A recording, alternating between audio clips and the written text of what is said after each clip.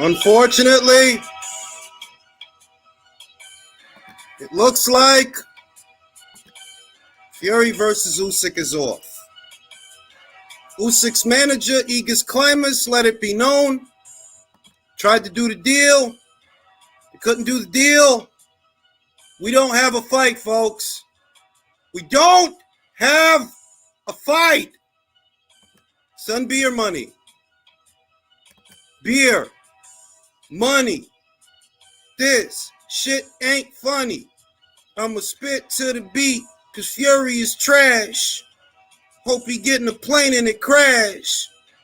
Tired of this fat bag of milk. Talking all that shit.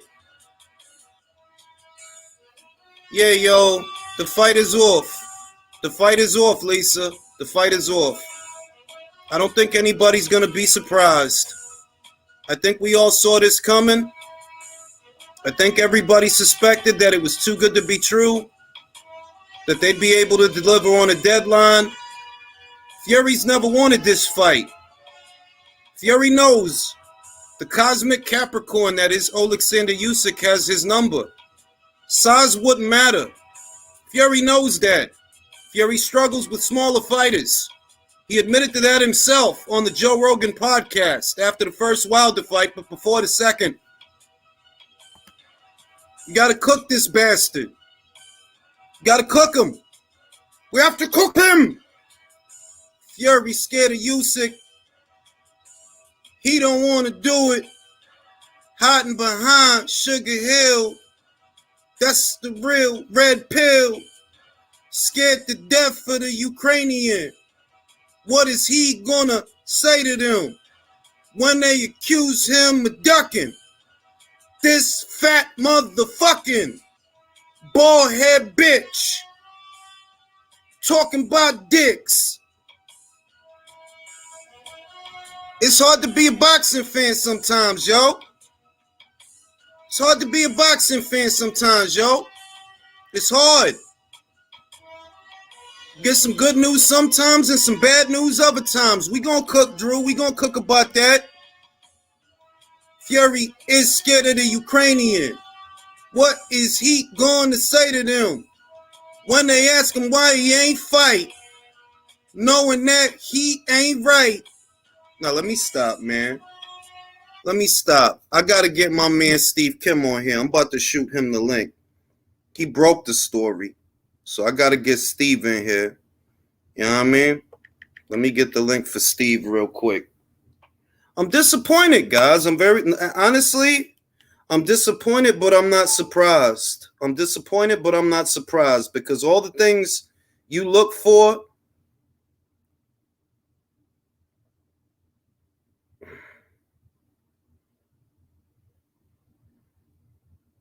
you know what I mean?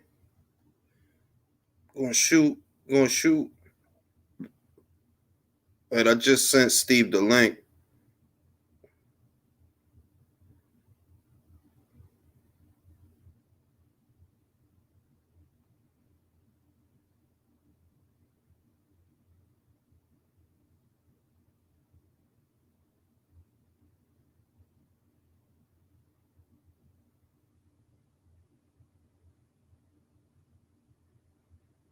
You know what I mean? I'm not surprised, guys. I'm not surprised. I just sent Steve the link so he could jump on. And it is what it is, yo. Like being real with y'all. Steve, talk to me. What's going on? Oh, first of all, Jules, don't kill the messenger here. But, this fight, I reported about it last week, one of the last remaining interviews I think I'll ever do. And, Agus was basically saying, look, we're trying to make the fight. We've given up every concession. There was still a little bit of hope coming into the weekend. And what I was told was that late last night, they just finally decided to call Dr. Kevorkian in and pull the plug. And I was able to call Agus. And Agus, I'll say one thing about Agus. He has never lied to me. He's the most straight up shooter out of all the managers I've ever dealt with. And this is his exact quote I'm putting in my next column in snack.com. This is verbatim, word for word, what he told me probably about an hour ago. He says, no matter how much Usyk compromised, he was pushed for more. Whatever we ask, it was Tyson is not going to approve. Tyson isn't going to agree. Tyson, as he went Jan Brady there. And then he said they treated Usyk not just like a side B, but a double B. Wow, a double B, guys. And then also I said, and I said, so simply, you're moving on. And he said, yes. And I said, and he added, it's enough. We can't let a champion who achieved so much in this sport, who was an undisputed cruiserweight champion, became a heavyweight champion. We can't let him be so disrespected. And he said, as far as a mandatory we have in the WBA, and we have one with the WBA, we got to speak to them. And he said, and also with the IBF, to see which one is more acceptable at this point. And Agus did point out they're hoping that to get him back in the ring June or July. And then I called Bob Arum. And I think Bob, I could hear in his voice, he was disappointed, sounded a little bit tired. And I said, so in your view, is it dead? I mean, is it going to happen next? And his exact words were, I don't think now. No. So, and he also said, again, I'll consult with the English guys and we'll figure it out. See, one of the issues, Julius, is that Tyson Fury can fight Derek Chisora, Dillian White, you or me, and he'll get right around 20 million-ish. So then it becomes a question of risk versus reward, that if you could fight Mickey Mouse, King Kong, Godzilla, or Mighty Mouse, or Minnie, sometimes you just take that path of least resistance. And once this fight, this is just the sense that I get, once this fight didn't have that Middle East cash infusion, everything changed, and then there was a certain negative air about whether this fight was going to take place on April 29th. Steve, I got to ask you, because you know this sport, and you're one of the few good journalists that are left in it. Who do you blame for this thing? I don't think it's always just one person, and it's never just one side. I think it's the whole system of boxing, that when you overpay somebody, anybody, and that becomes the new standard, well, you're setting yourself up for future disappointment. Just like I said with Spence Crawford, both sides were really overpaying their guy to stay on their sides of the street. And then it became really, I don't want to say impossible. I got some news on that, by the way, we can get into later. But once Tyson Fury got that windfall of the ESPN deal and then entered into the second and third deal with Wilder, where I don't want to say it was overpaid, but he got paid a lot in comparison to the actual business that it did. Well, Steve, in that scenario, you can say it because honestly, it's just the truth. If you gave this guy a guarantee that the fight didn't cover, that basically it didn't generate enough to where there was a profit, then yeah, he got overpaid. He did. You overshot it. You gave him too much money. You gave Wilder too much money. And in the end, the pay-per-view just wasn't worth that. Right. And so, look, Fury has a history of being very difficult, very temperamental. You've pointed that out, very detailed. And, here's the thing. If this fight was going to be a pay-per-view in a lot of different territories, April 29th just did not seem realistic. And because I'm literally looking at my calendar right now in my office in Montebello, and the date right now, according to March 2023, I'm looking at David Njoku in my Miami Hurricanes calendar. It's March 21st. So I have never heard of a heavyweight championship of this caliber being made into an international pay-per-view event in 5 weeks. And one thing that was troubling was when Alexander Krashuk and then Agus told me personally that 70-30 split is for April 29th. I was like, uh-oh, here we go. That's the booby trap. Yeah. Steve, they knew, look, I'm going to be real with you. I'm going to say it. They didn't want the fight in Saudi, and I don't believe it's because of the reason that they gave. I don't. They said that they couldn't get the stadium up on time. I don't believe that. If anybody can get the stadium up on time, it's them. I firmly believe that the real reason they moved the fight from Saudi is because of the deal structure. You know the deal structure. We've seen it with Eddie Hearn. They're essentially buying the rights from you, and then they're going to auction off those rights to the highest bidder, which opens the door for a Sky Sports to pick them up instead of a BT, or maybe a DAZN in America instead of an ESPN. And I don't think Bob and Frank like that deal structure. Nobody said that except for me. That's my theory, but that is what I believe, because that's where that cash injection, I mean, that's why it's so much, because they're buying the fight from them, at which point they auction it off. It could go to BT, could go to Sky, could go to DAZN, could go to a lot of people. I don't think Fury's side of it, we're happy with that. The Usyk side of it, they don't give a fuck. That's why they agreed to their end of the deal before the Fury side of it, because that makes no difference to them what platform ends up showing the fight. So I believe that because of them moving the fight from Saudi on that premise, that's what killed the fight. It was never going to go down in England. It wasn't going to go down. No, not at 70-30, not with a one-way rematch. No, you don't build a super fight that way. And I've seen a lot of super fights. That's not how they go down. Yeah, and you know, it's interesting. I'm looking at the ratings here. It's really interesting. I believe that a fighter, even as a B-side, okay, and I could be wrong, I could be a little bit naive, but I'm a little bit old school. If a fighter is willing to take on other tough fights and walk away from the deal, I don't believe that whole thing, well, this fighter has no leverage. Yeah, they do. If they have enough guts, they can create their own leverage. They really can. Look, Steve, we come from an era of boxing that was golden. Honestly, we come from a great era where there were many great fighters. And I'm going to say it. You may not agree with me. Fury is not among them. This is ridiculous. No, he is old school in a sense that, look, I'm not saying that Ukraine is this big boxing home. It's not. There's not a market there. But his last 8-9 fights literally are on enemy territory. He's literally going into people's backyards. Probably hasn't always loved the money.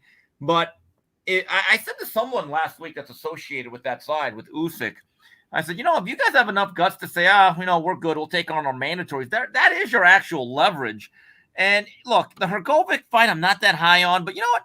If he faces his WBA mandatory in Dubois, there's actually a lot of brand recognition in Usyk with the UK. But Steve, you know what the thing is? He already beat a guy. You know, he beat some guys that literally have more marquee value than Daniel Dubois. Derek Chisora has more marquee value in the UK than Daniel Dubois. Yeah, he sells more than that guy. Anthony Joshua surely sells more than Daniel Dubois. So the fact that we're here, it's like, okay, well, now we're going backwards, because Daniel Dubois is not the draw that those guys are, and that people are pretending that oh yeah, you know, Usyk is just Johnny Foreigner to the Brits. No, he's not. They're the ones who have been watching him more than us, more than the Americans. They watched him knock out Tony Bellew. They watched him beat Derek Chisora. They watched him beat Anthony Joshua 2 times. So the Johnny Foreigner angle doesn't work when we know Sky themselves confirmed it. Both the Joshua pay-per-views with Usyk sold over 1 million. So let's stop pretending that nobody knows him. Yeah, and here's the thing with Fury. His WBC top-rated contender is Deontay Wilder. And I'm like, look, I am not completely opposed to them fighting again down the line. But to do it right now, that's almost like boxing's version of like Police Academy, as I like. I mean, how many more do we need? God, dog. I mean, Fast and Furious at least takes a couple of years off to the next one. You can't tell me that you have a hankering for a 4th fight. There's no point. There's no point. This is not Pacquiao Marquez. No, Julius, if they would each fight another circuit of fights 3-4 times against each other, not against each other, but other opponents, right? And I'm not talking, but if they fought immediately next, yeah, it'd be spoiled milk to me. No doubt about it. Look, I've seen a lot of trilogies. I've seen Bo Lewis. I've seen Gaddy Ward. I've seen a lot of good trilogies, a lot of fun ones. This is not one among them. This is the only trilogy more one-sided than this one is the other one that Fury had with Derek Chisora, where he won all 3 fights. There's no point in fighting Wilder again. There's no point. Yeah, What's the point? And I wonder at what point do Frank Warren and Bob Arum just get kind of sick of being associated with this big brand but not make any money from it, because this is what they're in there for. And look, Daniel Dubois against Usyk in England, I'm actually interested. Joe Joyce against Usyk based on their amateur rivalry. I would be interested in it. it just comes off as hollow when you're saying that this guy's a blown up middleweight and I'd stomp him. I think in theory you're probably right. He would be the betting favorite, but you know what? Let's not give hypothetical victories out. I'm just so over that shit.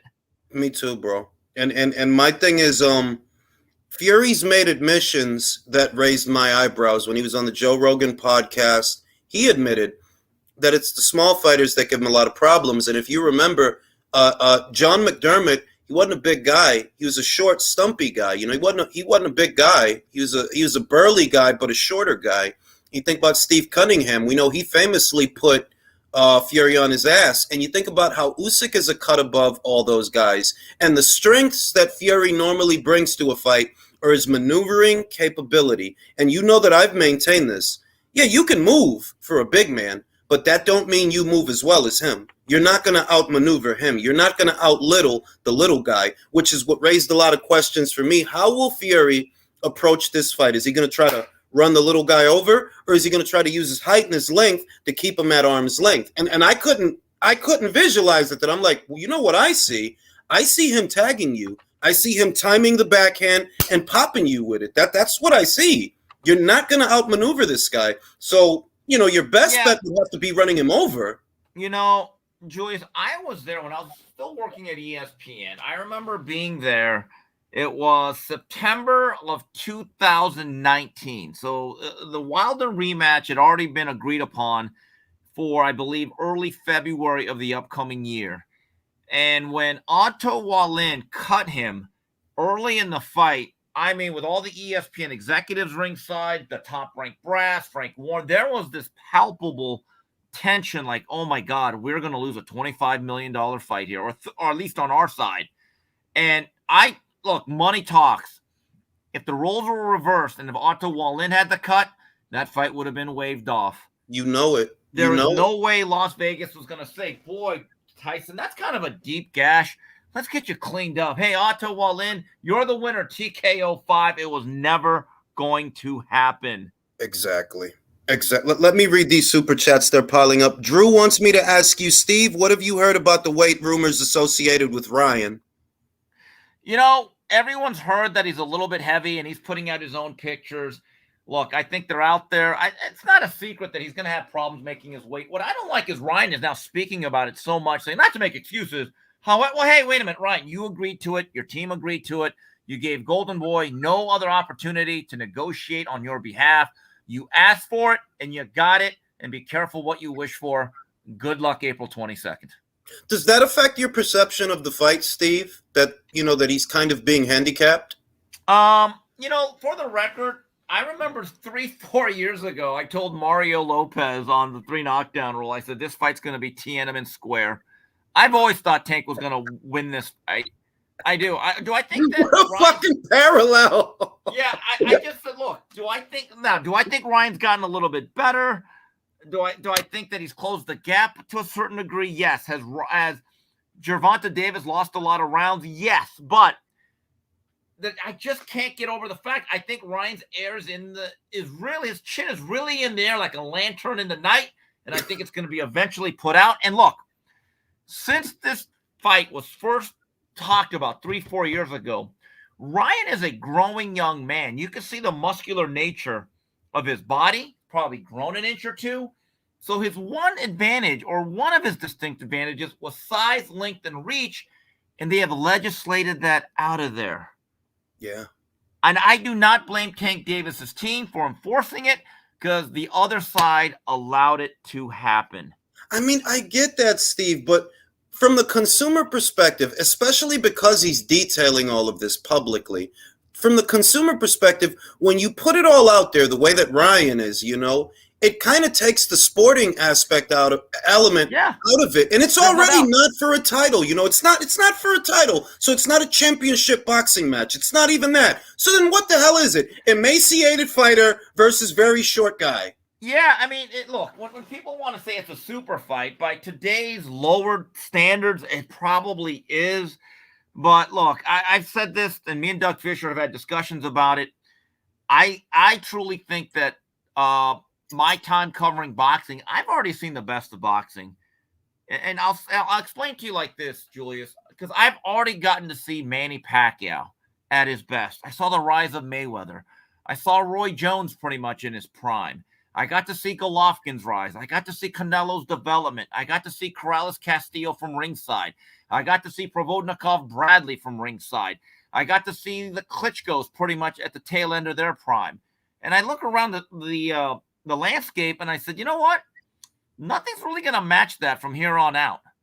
And I'm good with it. The living is good. The time is short. I'm happy. I'm content. I got a lot of free time.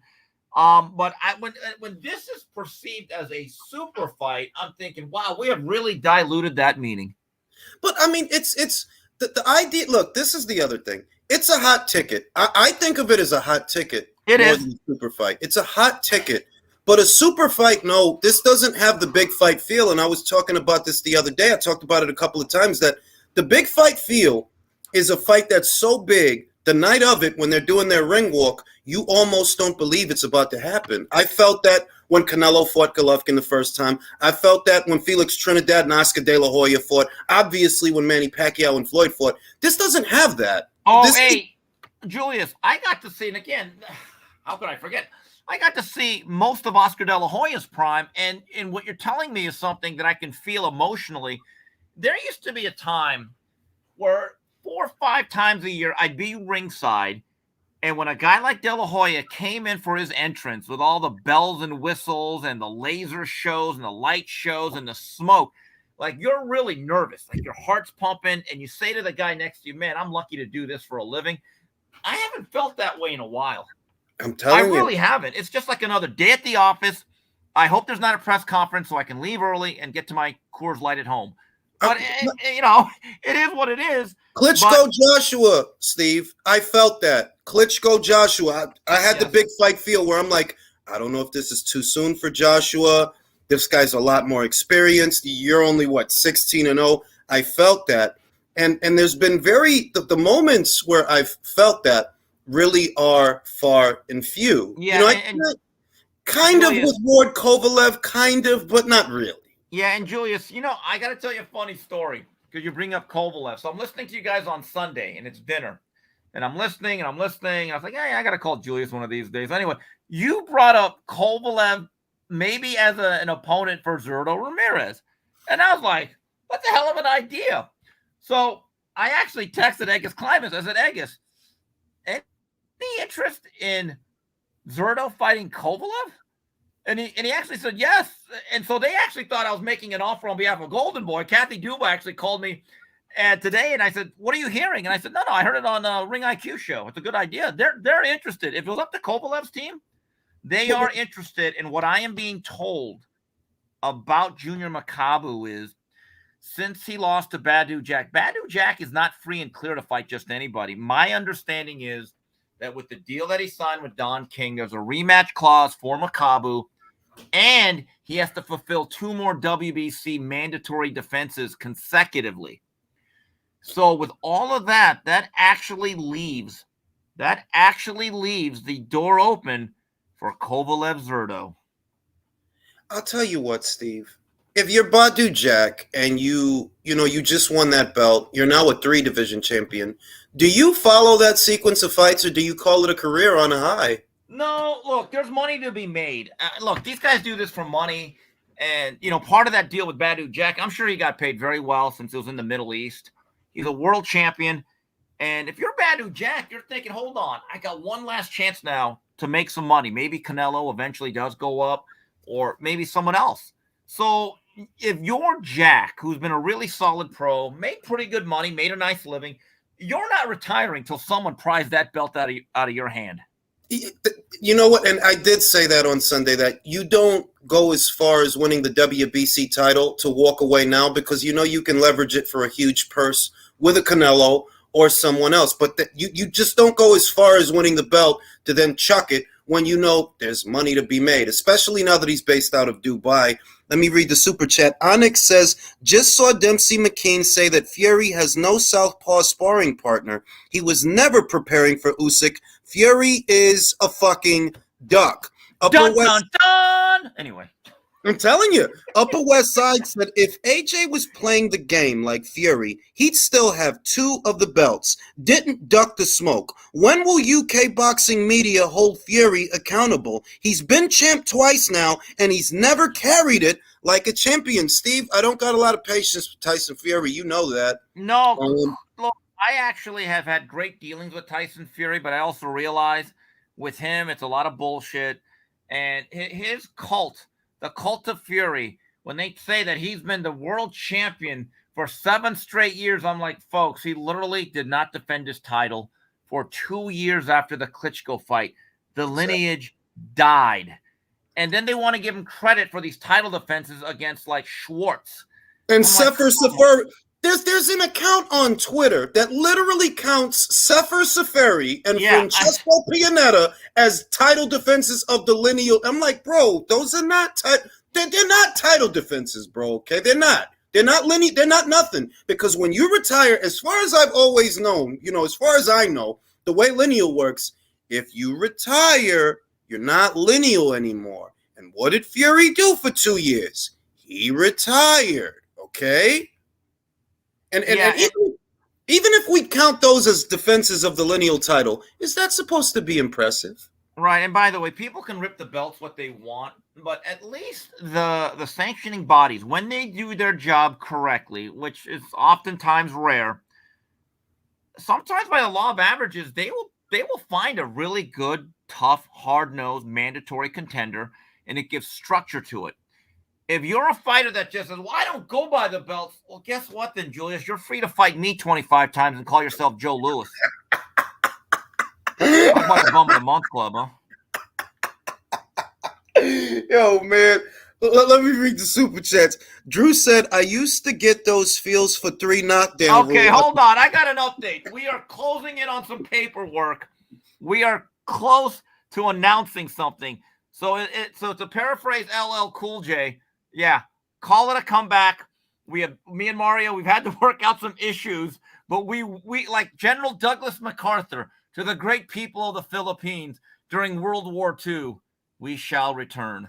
We shall return. Good news for everybody. Osvaldo says, I just found out that Okoli versus Light is going to be shown on ProBox. Yeah, for those that don't know, ProBox is value for money. I wouldn't recommend it if I didn't use it. I subscribe to it. They do a good job. They do a good job. I like the telecasting. The production value is decent, not the greatest, because sometimes the signal lags, but it's only $18 for the year. You can't beat that with a baseball bat. Think about that. I'm Asian, but I'm not that Asian. How many ProBox subscriptions can you get for the DAZN subscription? I mean, oh shit, man. Fucking Will says, I'm happy for you, Jules. Keep winning, bro. Listen, man. I'm not surprised, and I'm gonna say this. The schedule is so good for April through May. And Stephen Fulton allayed some of our fears. So that really helps me deal with this. That we're not. Inouye's not ducking, huh? I mean, that is just so predictable. Look, no one's running away from that fight. The money is way too good for 122 pounders. Exactly. That fight will happen by the summer.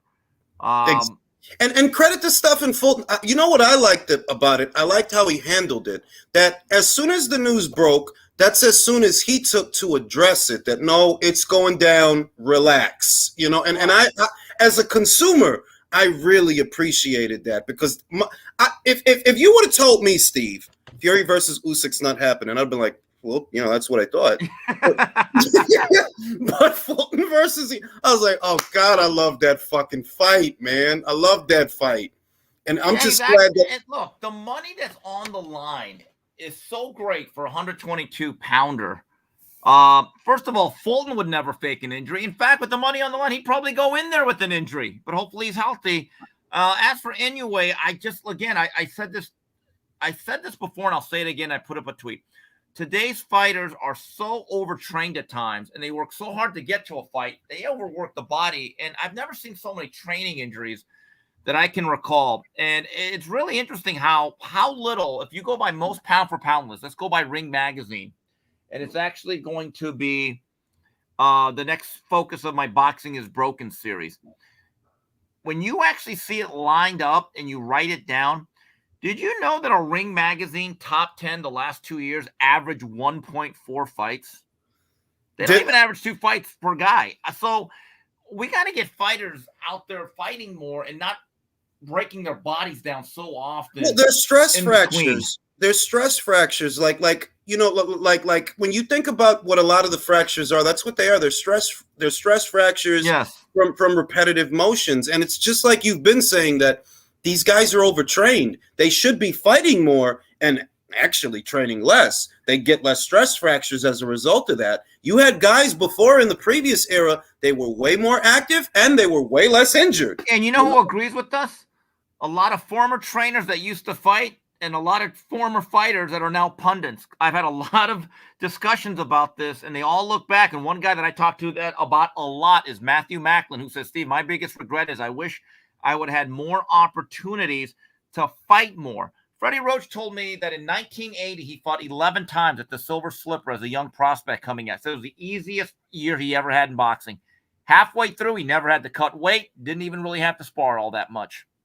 Because it's the seesaw action. You got guys between the fight, they get really fucking heavy. They got to get back match fit. It's a whole ordeal. And I want to say that it's the landscape. It's a bigger problem than just the fighter. It's because of how the deals are structured. I remember we talked about this, that there are guaranteed minimums now in the contracts. The networks only have so many fight dates. The autonomy of the fighter is different. They can't just go wherever they want, whenever they want. So that's a part of the reason that fighters are not as active as they used to be. And I really think, that needs to change, man. That needs to change ASAP, because boxing is on the ropes, bro. At least in America. Yeah, I mean, look, I think that's a tad alarming. Look, we have a good schedule coming up. The problem is, I actually have a real concern about who's the next star post Canelo, AJ, and Fury that's going to earn 8 figures. That when he fights, that you put a red ink circle on that date. Yeah. We have a lot of talented fighters like Shakur Stevenson, guys of that ilk, that when they fight, me and you care, Jules, and you're a fine audience. But who's that guy like a De La Hoya or a Pacquiao or a Mayweather that actually gets on the front page of the sports page and not just on the websites of boxing sites? That's the question, because my view is if you're going to start being a twice-a-year fighter at age 23 to 25 and you have less than 30 fights, Jules, the public actually does not know who you are. You have not penetrated that general market. No, it's true. It's absolutely true. And I see a young guy that Top Rank signed, you know him, the Vargas kid. Yes. I see potential in him. I see the potential that if I had to look at Top Rank and I had to look at a guy and said, who has the most potential to be that? I look at that kid. I also like Jared Anderson a whole lot. I like that kid. I don't know if he's going to be that guy, but I like him a lot. I like the Richard Torres kid, the exciting kid, porn stash, harkens back to Ron Jeremy / the Brady Bunch. You remember the older brother in the Brady Bunch? It's like a mixture. And these are exciting young fighters that I think maybe, if you do it right, maybe. But you got to get them out there consistently, because this whole thing that, we're only going to see you 2 times a year, you're never going to be a star on that schedule. Never. Yeah, one last thing here, and I know you guys are all going to groan. I'm hearing Spence Crawford talks are taking place again, believe it or not. Steve. Yeah. Hashtag groan. I gave up, bro. I let it die inside. Look, at the end of the day, I think there's still a chance this fight could happen within the year. But keep this in mind. I think come September, Crawford will be 36 and Spence will be 33. Somewhere around there. Someone look that up. Yeah. Keep this in mind. When Trinidad and De La Hoya fought as undefeated welterweight champions, 26. They were each 26. When Ray Leonard fought Tommy Hearns in 1981, they were 25 and 23. Bro. See, and we talk about the familiarity of fighters. This is something that I charted, and I'm going to write about this one day. So from 1978, I use that as the marker because that's when Ray Leonard and Hearns were both part of the class of 76, okay? So by 1976, they had become 10-round fighters. They were both on a collision course eventually.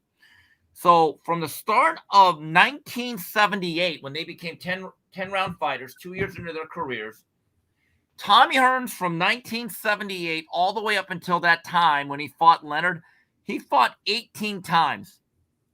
Ray Leonard fought 14 times. Now, take a look at so name any fight in boxing you want, hypothetically, and chart their last 3 years and compare the activity level, and you tell me why Leonard Hearns was actually a super fight while everything else is super fight light. It's not the same. It's not. It's imitation. It's imitation super fight like imitation cheese. I think that Ryan and Gervonta is a hot ticket. I think commercially decent sized fight. I don't know how big because of the piracy, so we'll see. I do think it's a big fight, but it's not a super fight. I could tell you that. No, that's not a super fight at all. At all. You know, if Ryan hasn't done enough for it to be a super fight. And that's not like some kind of, oh, you're just making up some itemized list where he has to tick off boxes. I'm being serious. It's not a super fight. No, that's not what a super fight is. Jules, just because it could sell, don't make it a super fight. Jules, I put this up on Twitter because the links are up there on YouTube. By the time Marvin Hagler was in his last couple of fights, every fight he did, the Today Show or Good Morning America would do live remotes. They'd send out Dolph Lundgren, who had just starred in Rocky IV, to do features. So the night that he fought Mugabe, that was March of 1986, Hearns fought James Black Gold Schuler. I mean, he just wrecked him in like 70 seconds. Devastating performance. So everyone thought that maybe they were going to finally do the rematch. There was actually plans for it before Ray Leonard screwed everything up. This is how big boxing was and how big Hagler and Hearns had gotten to that point with the American consciousness. The next morning, after Hagler had been through the ringer with the really big, strapping John the Beast Mugabe, he's all beat up, they woke him up at 4:30 or 5 o'clock in the morning, and he had sunglasses on. The sun's not even out yet, and Hearns and Hagler were sitting side by side somewhere outside that hotel doing an interview on the Today Show with Bryant Gumbel. Wow. That's how big boxing was. And so when people, I think there's this issue that everyone says that social media is the way to market yourself. You're absolutely right. We are in 2023. We can't act like we're still going to Blockbuster Videos on Friday. Here's my point, though. I still believe this, Julius, and tell me if you disagree. The greatest way for a fighter to still market themselves is to get this. Actually fight! Yes! Of course. Listen, Steve, I say this on so many lives. Boxing is the only sport that tries to get away from itself. If you want the fighter to be known, you know what he needs to be doing? Fighting. If this guy's knocking somebody out or beating the hell out of some guy every so often in the year, 3, 4 times a year, people are going to know him like, every time I see this guy, he's beating the shit out of somebody. Every time I see this guy. And he will be a sharper fighter for it. Well, because Julius, here's the other thing. When Ray Leonard and Hearns fought, I remember when I was much younger, when I was a young kid, I used to go to Seoul, Korea to visit my relatives every other summer.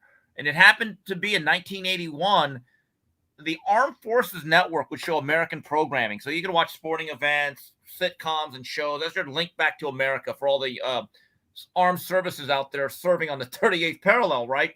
So I'll never forget, it was in July of that year, halfway through my visit, there was a boxing card on from the Houston Astrodome.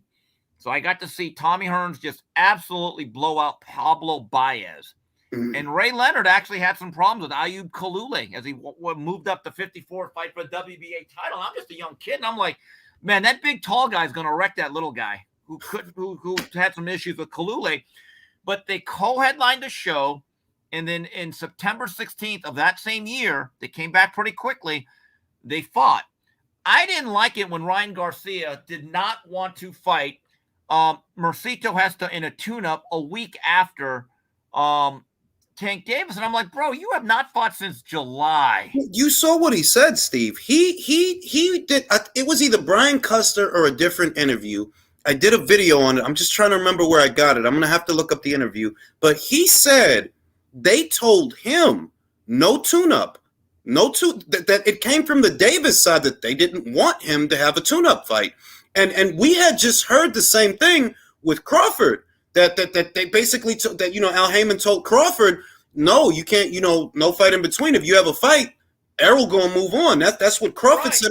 So I don't know if I can blame Ryan for not having. Here's the thing, though. They signed on for it. When Ryan kept saying, well, the other side wouldn't let me take a tune-up. Here's the thing I don't like, Ryan. Are you actually trying to just get the fight or to win it? I'm a big believer in development. And here's another issue. I have said this about Tank Davis, and I will say it again. He is legitimately one of the top 5 biggest ticket draws in all of boxing. Those numbers are absolutely real. I know that for a fact.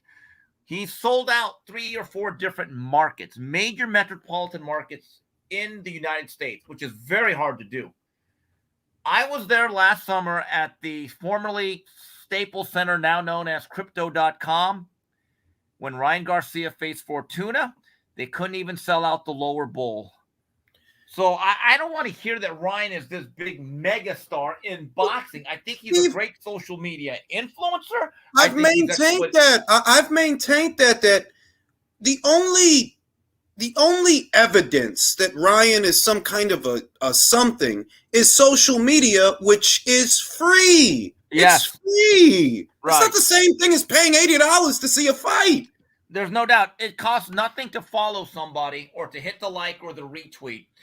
But when you are asking people with various levels of disposable income to do $80, especially now when it's extremely easy to pilfer and steal, it'll be interesting. Look, I know Oscar does not even believe this fight's going to do $2 million, but he's taking the cue from Bob Arum. Hey, the bigger numbers, the bigger headlines you get, they are promoting it. I don't even blame Bernard Hopkins talking about it. Just look, when it's a business interest involved, you're going to talk it up. I get it. But they know in their hearts what this is. Steve, do you think it'll do $1 million? I would be surprised if any pure boxing pay-per-view does $1 million. I just think it's so easy to steal. These fighters, I don't think are as big as some people say. I think this thing tops out between 600,000 to 700,000.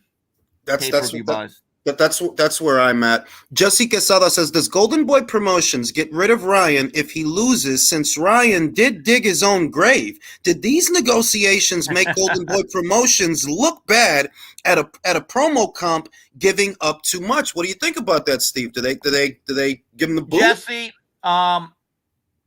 my view is that they have still invested a lot of resources into Ryan, and they will not release him, and they will keep him, if anything, just out of spite. Yeah, I mean, they got to do something with him. Earl asks, off topic, do you think Benavidez working with Memo Heredia bulking up in muscle is a hindrance or a positive for David as far as his stamina and fluidity? I'm going to speak to you bluntly. Earl. He's got Memo there, and it's not the bulk up. In other words, he got the memo. He got the memo. If Memo is in there, it's not because he's bulking up. It's not because he needs help bulking up. He's got no problem bulking up.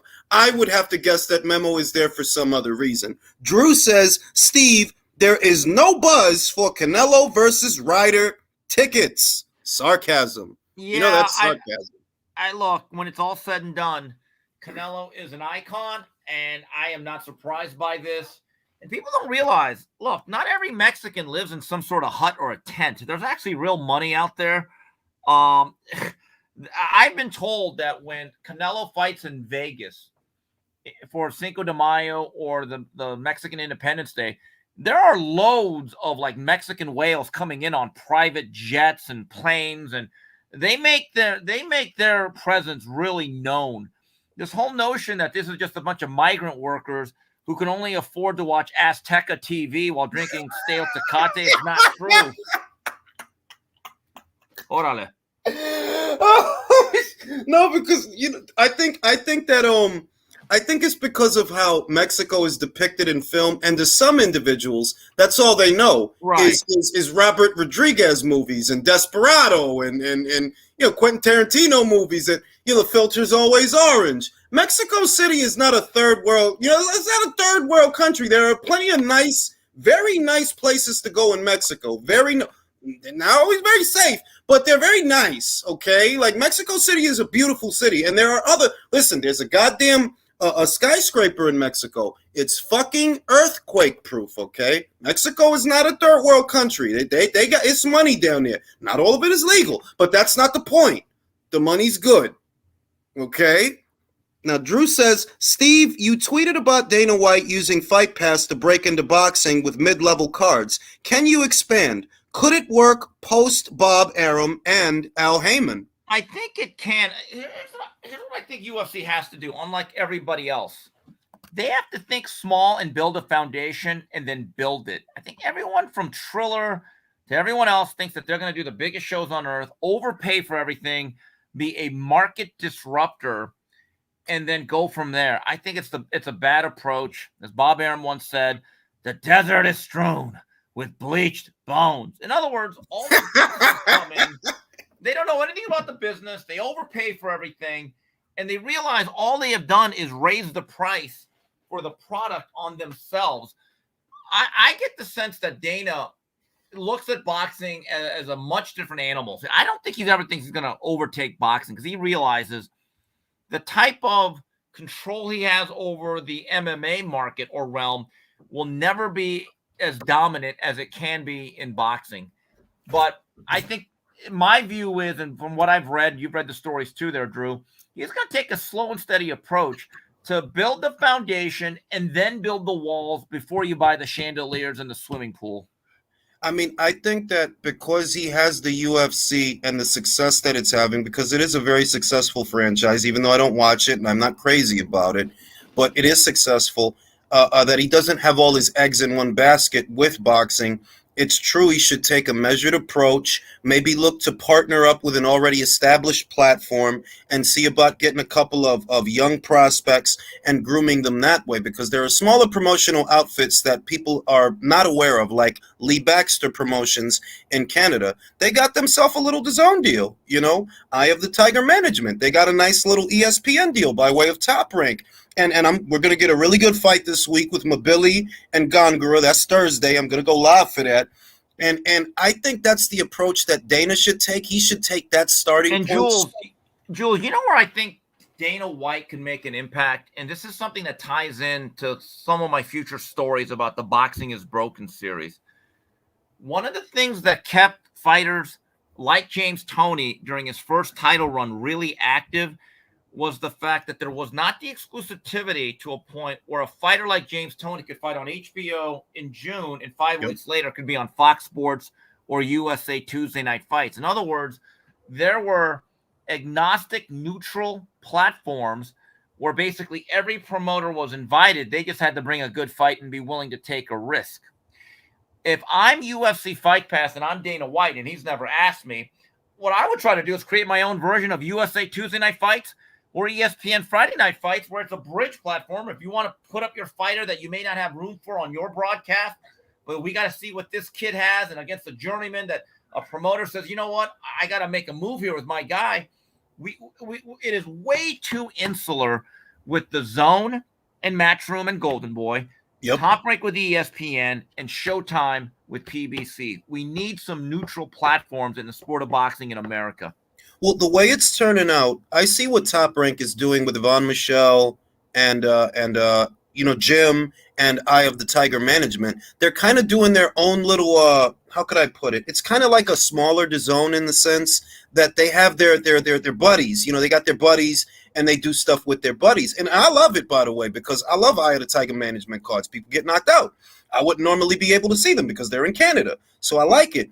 And now what I see is they're breaking up into clusters and networks within networks, that with Top Rank, you might get a Sky show, a boxer show. You might, You might get an Eye of the Tiger management show. You might get a gym show like the one we got last week with Jean Pascal. With the Zone, you might get an Italy card. You might get an Australia card. Might be a Matchroom card. Might be a Golden Boy card. And they got a couple of other smaller promoters that they're working with. So I think they're going in that direction where like, yo, this insulated environment that we're in, we're not going to broaden our audience with this. Like, we're not. Yeah, and so that's going to be an interesting part to see. Because, what's funny? I thought Dana White had kind of said, you know what, we're not going to do Zuffa boxing or whatever. But I found it really interesting that last week during my good friend Tom Loeffler's show for St. Patrick's Day with Callum Walsh, he didn't just air the fight on his network. He was out there taking pictures, shaking hands, kissing babies. He seemed to be really, really involved and has taken a liking to Callum Walsh, who now is showing up to UFC cards. So they're doing some old school, old-fashioned promoting. And that's one last thing I want to say, Jules, before I got to get out of here. Another thing that I don't like as an old school media member, and I get it, I'm an old guy now, but there seems to be this over-reliance on just doing like modern-day promoting, which means Zoom conference calls. Oh, yes. And we're going to do it by that, and we're going to go by Skype. But the days of the 21-city, 14-day press conference where we're going to barnstorm around the country like Hagler and Hearns and really get faced, it's over. And I think it's kind of lazy. No, they're you know what Zoom conference calls are? You're phoning it in. That's what I look at. You're phoning it in. That's what that is. There's nothing like the press conference and press row and all the people being there and showing up and supporting. They have to go back to that because there's nothing like being there. And they've kind of forgotten that. Right, and also Steve Kim would like a free lunch here and there. Jesus. But anyway, Jules, I got to get running here. I'll be listening in, but man, I really appreciate you having me on, brother. Hey, thanks, man, and thanks for breaking that story, man. Thanks for all the inside intel. Steve Kim, 3 knockdown rule, and the boxing is broken series, which it is, because we're not getting Fury versus Usyk. Y'all look out for that too. Yes, it'll be out sometime in a week or two. And as always, I appreciate you guys supporting. You have a fine audience, and I'll keep listening, brother. Have a great night. You too. And just we're going to get into a couple of subjects tonight, fellas. I'm going to send you the link right now. I don't want to be on too long because, I want to go to sleep. Well, actually, I want to go touch my wife's butt in a little while, so I don't want to be on too long. And yeah, man, I'm not surprised. I'm really not surprised that the fight fell apart. I was kind of like a hit or miss with the Fury versus Usyk to where if it happens, then great, but I don't believe it's going to happen, and I just wasn't convinced it was going to happen. You guys know that I've been skeptical throughout, given the amount of time and the proposed fight date. It just doesn't look like it's going to happen, plus all the stipulations, all the demands, 70-30. It's like, nah, bro, like it ain't going to go down, bro. It ain't going to go down. Goddamn, Jules, you be going live too late, bro. I got work in the morning. Don't worry, bro. I ain't gonna be on long. I just wanted to react to Steve breaking the news that Fury versus Usyk is not happening, bro. Man, I'm surprised, bro. Surprise. Fuck Fury. He's a bitch.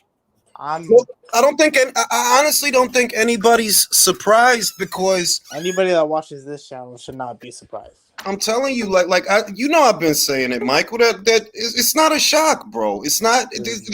You talking about not but what 6 weeks left? Well, 5 now. 6 weeks left, and the terms for the deal are not even ironed out. All the assurances from Frank Warren, all of that stuff. It's all bullshit, bro. But also, I knew as soon as he said 70-30, I knew it.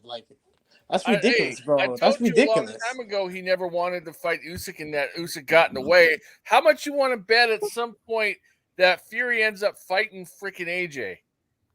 No, he's gonna start calling him out. He's gonna start calling him out now, and give it 2 weeks. Listen. I'm gonna use my cosmic powers, and I'm because I feel a presence in the room.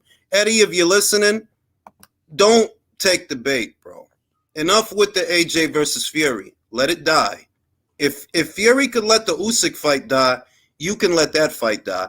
What you need to build, and I've said this before, but I've only said it once, the fight you need to look at for AJ, and I'm going to be a piece of shit. I'm going to be a scumbag. The fight you need to look at, no, Joyce. Why Joyce? Why Joyce? I believe Joyce is going to go in there and beat Zhang. I believe he's going to knock him out. I believe in a year or 2 years, Joshua versus Joyce is a very big fight, but guess what? Joyce is in his late 30s, right? He's damn near 40. He's damn near 40. That's what you need to start planning around. Forget Fury. Forget him. He's just going to waste your time. Forget Wilder. He's just going to waste your time. Joyce, that's the ticket. Now, Beats, we have the immortal, the incomparable boxing Beats and Rams. What are your thoughts? The fight collapsed. What are your thoughts? Whoa. Slow your roll, bro. I'm just getting my headphones adjusted. What are we talking about? The fight collapsed, bro. It fell apart. That's the word. It's over, man. It's over. Aegis Climax already, he told Steve. Steve called him. He talked to him. He asked him. They're moving on. Looks like Dubois is next. Yep. That's the scoop. Corny, bro. Oh, so that's breaking. This is breaking. This is breaking, bro. This is. I wasn't gonna go live. I was about to do the last segment on another episode of the Relay. I saw Steve Kim break the news that Aegis Climax said, "Yo, it's a wrap, bro. We moving on. It's a wrap." Every time that we would agree to something, they'd move the goalpost. It's already up on Twitter, so I went live. Me and Steve just talked about it. The fight has collapsed. Yes, sir. Oh, it's a wrap. It's a wrap. So, hold on. So Frank, after Arsenal won, he said that bigger news to come. Bro, remember, bro, that was Sunday. Where was the big news? Wow. All I could do is relay what I was told. Steve said he called Aegis. They're moving on. He then called Bob. He said Bob sounds disappointed. In so many words, what Bob told him, it's not happening next. Not now. Who they going to chase after now? There's only one man they can chase after. You know who, bro. We know who. You just get AJ. Let's fight AJ. I mean, why do you think? And why do you think I said that, Beats? That I know what that clown Fury is gonna do. I know what you're gonna do, and I said it the other night.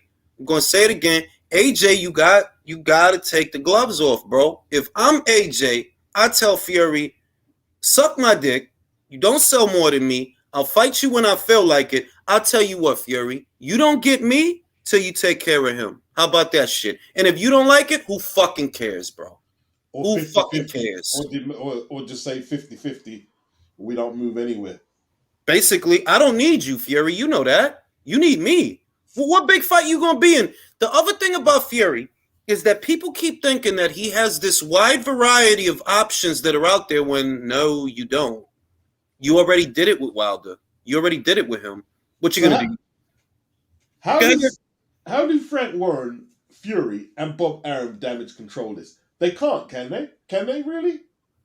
The thing is, Fury has a cult of guys and certain members of the media that are gonna actively apologize for him to try to soften the blow, but it's not beyond him to fight Wilder for a fourth time because he fought Chisora 3 times, and who fucking needed that? Who needed that? That opened the door for a lot of bullshit. At the same time, don't forget that Fury's not exclusive to boxing. He could always go make money at the WWE and SummerSlam. Oh, wow. Honestly, like he's a putz, bro. He's a fucking putz, man. And all this shit, Dempsey McKean, he spoke. I forgot who interviewed him. He said that Fury ain't got no southpaws to spar. So and that kind of just goes back to what I thought. That I'm like, bro, for a fight like this, in under 8 weeks, you're gonna prepare for it. Under 8 weeks. Yeah, that don't make no sense. And with no southpaws either. With no southpaws. If you're fighting Sefri, you can do that. Yeah. You can't do that with Ollie Polly. With no southpaws either. I mean, come on, what kind of sense does that make? It's a lot of silliness, and this is where boxing is at, because boxing is the only sport that tries to get away from itself. Like fear, what you get with these guys? You get guys that think they're bigger than the sport. So right now, what Fury is basically all these demands that jeopardize the fight. What that essentially communicates is You think you're bigger than undisputed, big enough that you don't need it. That's what that is. Because if it was about making that history and delivering for the fans and all these things, you don't make the fight hard to negotiate. You make it easy to negotiate. You know what I mean? It would be a big fight if you do it, but you making it about you. That it got to be all about you, as if don't nobody know him. He's been in pay-per-views that sold a little over 1 million more than once in the UK. They know exactly who the fuck he is. He ain't some guy that just popped up and don't nobody know him. Can I ask you something, man? I don't want to take over your stream. Can you ask everyone on your stream, are they shocked this happened? Are you guys shocked? I'm going to start with Ignacio. Ignacio, are you shocked? Couldn't have said it better myself. Real talk. Are you shocked? Oh, hell no. I'm biased. Are you shocked? No, give me a barf bag. Julio, are you shocked? I'm at a loss for words, just like Ignacio. But nah, not really. Country, are you shocked? Hell no. He never wanted it to begin with. Drew, are you shocked? I'm shocked it took this long. That's fair. Michael, That's fair. Michael, are you shocked? I'm shook to my core, man, because Fury, he's a fighting man. He's part of the fighting Furies. I thought he was going to take this fight. Part of the fighting Furies. He's a Spartan. Usyk is ducking him. All right. Leo, Leo, are you shocked? Absolutely not. Nobody's shocked, bro. No. Who's surprised? Like, nobody's surprised, bro, because they expect this from Fury, bro. They expect this. All do. If I can. Yeah, go ahead. If I can, the moment that I heard Usyk say anything as a demand or any type of any type of demand, such as we need the fight date signed by this, I already knew the fight was off. Yeah, Fury was gonna take that immediately as an out. Before that, I knew you offered him 70-30. Like, I knew you weren't serious. That's he's coming in with 3 belts. Let's talk about this 70-30 offer, right? You're not talking about some mandatory where there's a stipulation that you can give him a certain amount, right? You're not talking about a voluntary, right? You're talking about a fight where you need this guy to make history, to become the first undisputed match. Undisputed heavyweight champion. You need it. But yet, you're taking chances in negotiation to say, you bow down to me and 70-30. It's ludicrous. It's ludicrous. And you know how much I hate Bob Arum. Bob Arum makes me sick, bro. Bob is powerless in the situation. Wait, Julius. He said, what did he say? If we're fighting at Wembley, Tyson Fury should get the lion's share. Bob said that. He was the first to say it. But Bob, look, Bob don't know that market, or it's either that, or he's just being Julius. Or he's just being a dick. The reality of it is that it's disrespectful. I said that before, but what did I say? I think Usyk's going to take the 70-30. The video is up for anybody that doesn't believe me. I said, I think Usyk will take the 70-30. But I don't think they took the 70-30. You know, they said that in public. I don't think he took it. No, he took it. He took the 70-30. Yeah, he said that. But here's the thing, though. Right? They said that, but they said they're going to get some British counsel to try and resolve the thing. Because they were saying they're trying to treat us like it's Derek Chisora or Dillian White. What do they mean by that? They're talking about the purse. They're not talking about Tyson calling this is what it is. This is what it is, Beats. Where I knew for sure this, or at least where I felt when I read it, that it's not going to happen. Or what gave me worry is they said that the 70-30 is only for the 29th. That's when I knew this fight is not going to happen. It's not going to happen. The rematch clause stuff, then I really knew this fight is not going to happen. No matter what. Oh, man. Can't believe what I'm hearing, man. I really can't believe it. Fury squirmed any and every way out of that fight as much as he could. He got out. Fury is like guys like to act like the fighters are not human.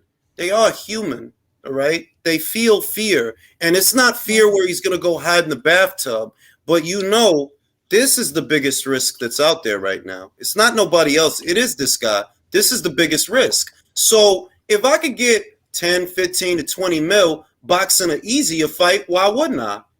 That's the fear though, because it's like, well, you don't want this guy jeopardizing what you got. You've known he was bad news from the beginning. He sabotaged the Saudi Arabian fight. He sabotaged the big money there, and he screwed up the Wembley date. He didn't want this fight. He just didn't do enough to want the fight. The writing's all on the wall, man. Nothing from the Fury side communicates that they wanted this fight. Nothing. Because remember, you take the fight from Saudi over to the UK because supposedly they couldn't build the stadium on time. But as soon as you do that, money becomes an issue. Well, bitch, if money was... I know Aram's your man. I know Aram's your man, right? I know Aram's your man, but Aram's a piece of shit. Aram said he wanted Usyk to win, right? When AJ is this huge commercial draw. How could you even say that? And look, it's not his problem. AJ lost the fight, right? But there's two things, Beats. One, like Steve said, Aram is, what I've heard from other people, Aram and them are just trying to get rid of Fury already. They haven't made no money on him.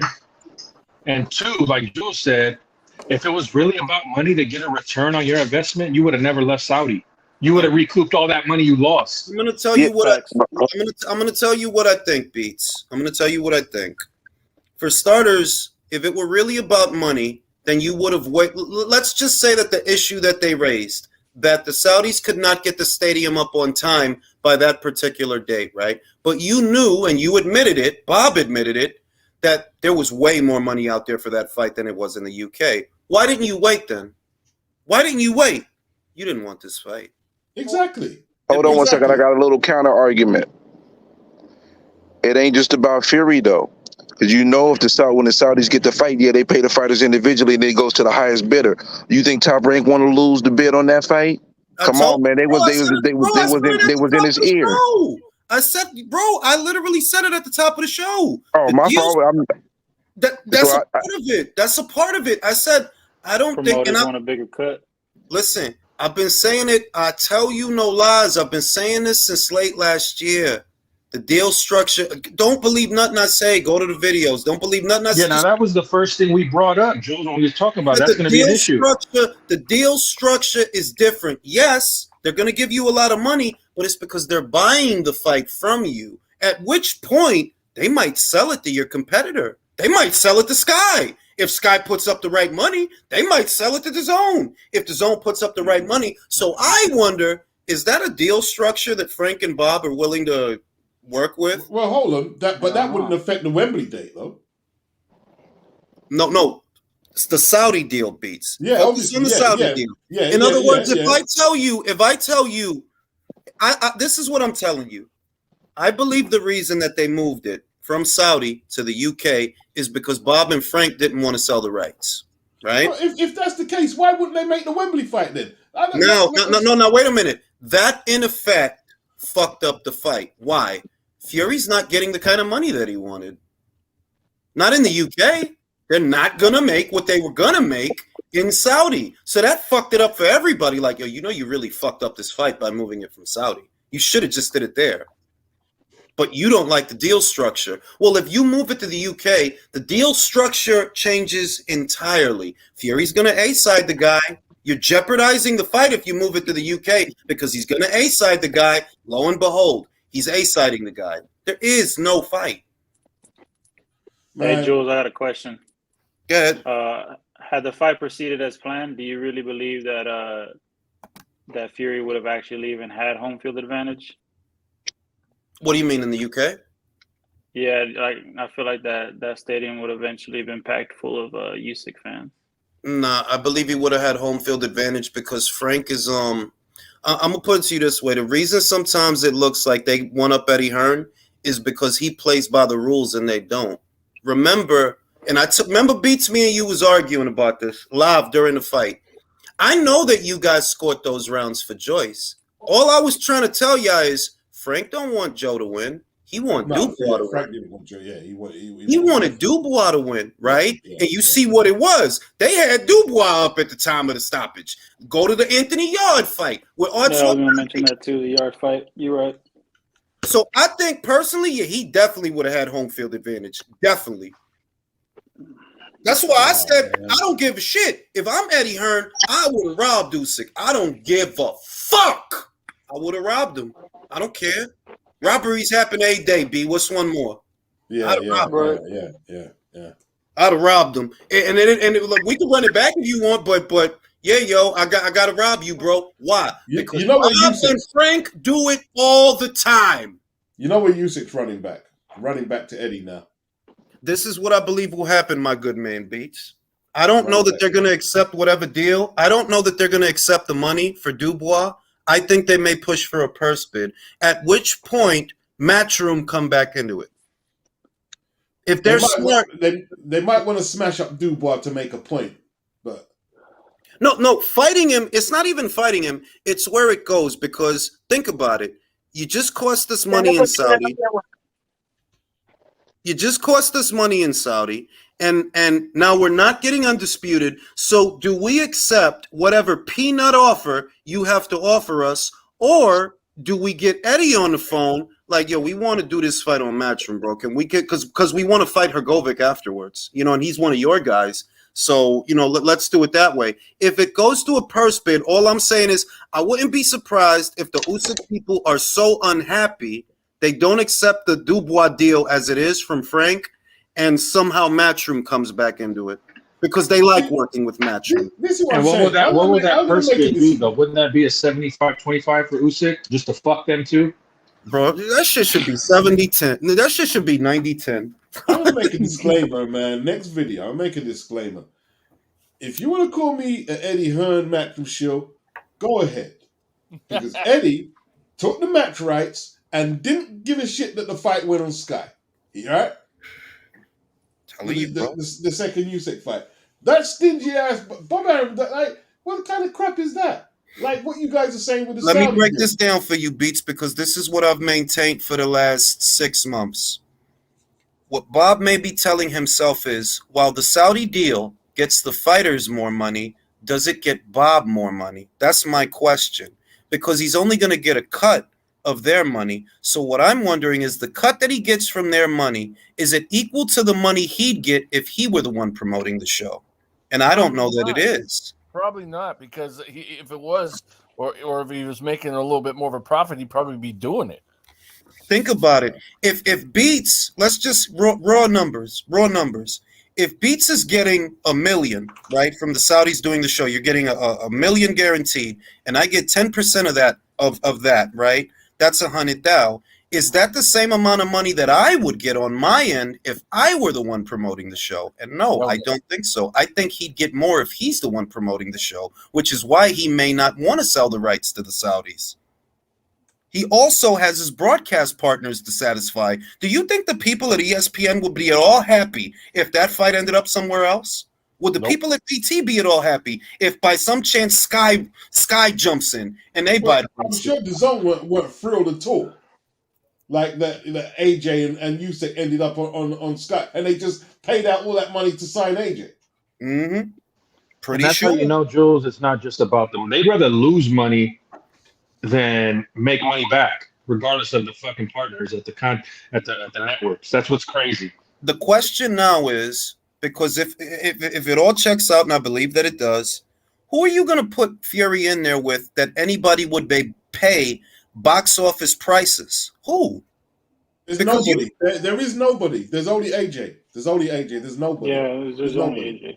There is AJ. Nobody. There's literally nobody. Oh, wait, fellas, wait. Big Baby? Come on, bro. Jared Anderson? Oh, Miller. Jules has been hyping up his boy Miller. Under certain circumstances, that works. That doesn't work with Fury. Under Fury, it won't work? If it's Fury versus White, if it's Miller versus White, you can sell that. If it's Joshua versus Miller, to fuck him up, you can sell that. Fury, you're at a place where you're supposed to be above this. You are. You're a 2-time heavyweight champion, unbeaten, at the height of your popularity, at the height of your powers, and instead of fighting for undisputed, you fighting this bow-legged fat man? Fellas, we got to remember what Fury He's gonna said fight Andy too. Ruiz, man. Wait, He's no, gonna wait, fight wait. Andy What did he Ruiz. say? What did he say months back? Don't be surprised if he fights Wilder next. No, he's gonna fight Andy Ruiz. Has been on. Or Andy, well, he did, like you said, Jules. He tells on himself because he talks too fucking much, and he can't keep his story straight. Nobody wants to see a Andy Wilder Ruiz fight. is gonna finish that guy's career. Trust me. Nobody Andy wants to see a Ruiz fourth is gonna Wilder knock fight, man. Tyson Fury out. Beats, I I feel love like you. that too on the I field. love you, Beats. But Andy No. Ruiz is Andy. And listen. No, listen. Tyson Fury No, out. listen. No, Out. I don't agree. Andy Ruiz. Listen, Beats. Exactly. I love it. I fucking love it. Listen, Beats. Listen, Beats. Like we call Tyson Fury. No one is supposed to agree, but he's gonna take Andy Ruiz and cherry pick, and this time he's coming up short. He's gonna get the AJ treatment. I want to believe that. I want to believe that, Beats. Everybody calm down. Everybody calm down. Do you know the size of the orgasm that I would have if Andy beat that guy? It would be the most uncomfortable moment in the history of the YTBC. I would die if that happened. Beats, I want to agree with you. Like we say, Fury on this channel is like a bag of milk, but we have our own Fury over there in Mexico, and he's built like a fucking. He's built like a jar of manteca. It's Andy Ruiz. Okay. Fury's a bag of milk, and Andy's a tub of mayonnaise, bro. He's manteca, man. Hey, but I'd argue though. Hold up, I'd argue that Ruiz is a little bit more solid than Fury. All right, here's the main indictment, fellas. Here's the main indictment. This is why I would not pick Andy to win that fight. His feet aren't fast enough. If he can get inside, maybe, because that's where Andy's dangerous. And for what it's worth, I do think Andy is a threat to almost everyone, mid-range to inside, but he's not going to get there with Fury. I don't think his hands are Fury's too gonna short. lose to someone He's got he's some not short-ass supposed to arms. lose to. Fury's gonna lose to someone he's not supposed to lose. Then maybe it'll be Wilder. Nah, I think they feel good about Andy. Nah, not That's Wilder. why they Not like Wilder, Shane. man. Fuck Wilder, man. Shane Fury was saying like the fight isn't 50-50, so they'll look at Andy Ruiz if the fight doesn't get made. Shane Fury said that, so I think they look at Andy and they see shit like, okay, Tyson will take care of him. And It's Karma use in the that as a building. tune-up. It's Karma said it. I honestly think he's trying to push back the signing contract. Why would they? Because Like, testing why would before they he may be cycling off again. Why would they be so specific about Andy Ruiz if they weren't confident in seeing in like winning that? Look, everybody miscalculates. I can't look at Andy Ruiz's legs in that for that particular fight. The reason I said Wilder, you remember what happened in the fourth Pacquiao Marquez fight, Beats? We all do. You kept fighting that fucking guy, and you shouldn't have. You kept fighting that fucking guy, and you shouldn't have. Now, you just fought fucking Derek Chisora for a third time. They have played with the idea of another Wilder fight. They have. Nobody I don't think wants to see that, though, man. I mean, why? I don't know, bro. Why did he fight Chisora 3 times? I don't know. But I'm just telling you. He wants to fight Wilder again because if he fights Wilder 10 times out of 10, he beats him. That's the only reason why he wants to fight Wilder. I don't know how that gets over. This is the thing, and y'all know I don't like Wilder, but Wilder proved one thing: he can land the right hand. He did prove that. He proved it in two out of the 3. He proved that. And Fury proved that it didn't mean shit to him. That's cool, but if you keep fucking with him and you keep fucking with him, eventually he's gonna get you. Eventually, he's gonna get you. He's shook, bro. He's shook. No, you know what he shook? He's shook, and he's cycling off. I think he took his soul. He's cycling off, fellas. Just look at the stare down at the beginning of that third fight. He definitely took Wilder's soul big time, man. Yeah. Beats, I had a question. Into his eyes with murder. Yeah, I'm all ears. Beats. Do you expect a nice size, maybe a 2 to 5K contingent of your countrymen to come to Canelo Ryder? If you were to guess how many would you come. never know. Like, you never know. John's an improving fighter, but I think he can. I think until the fight ends, it will be competitive.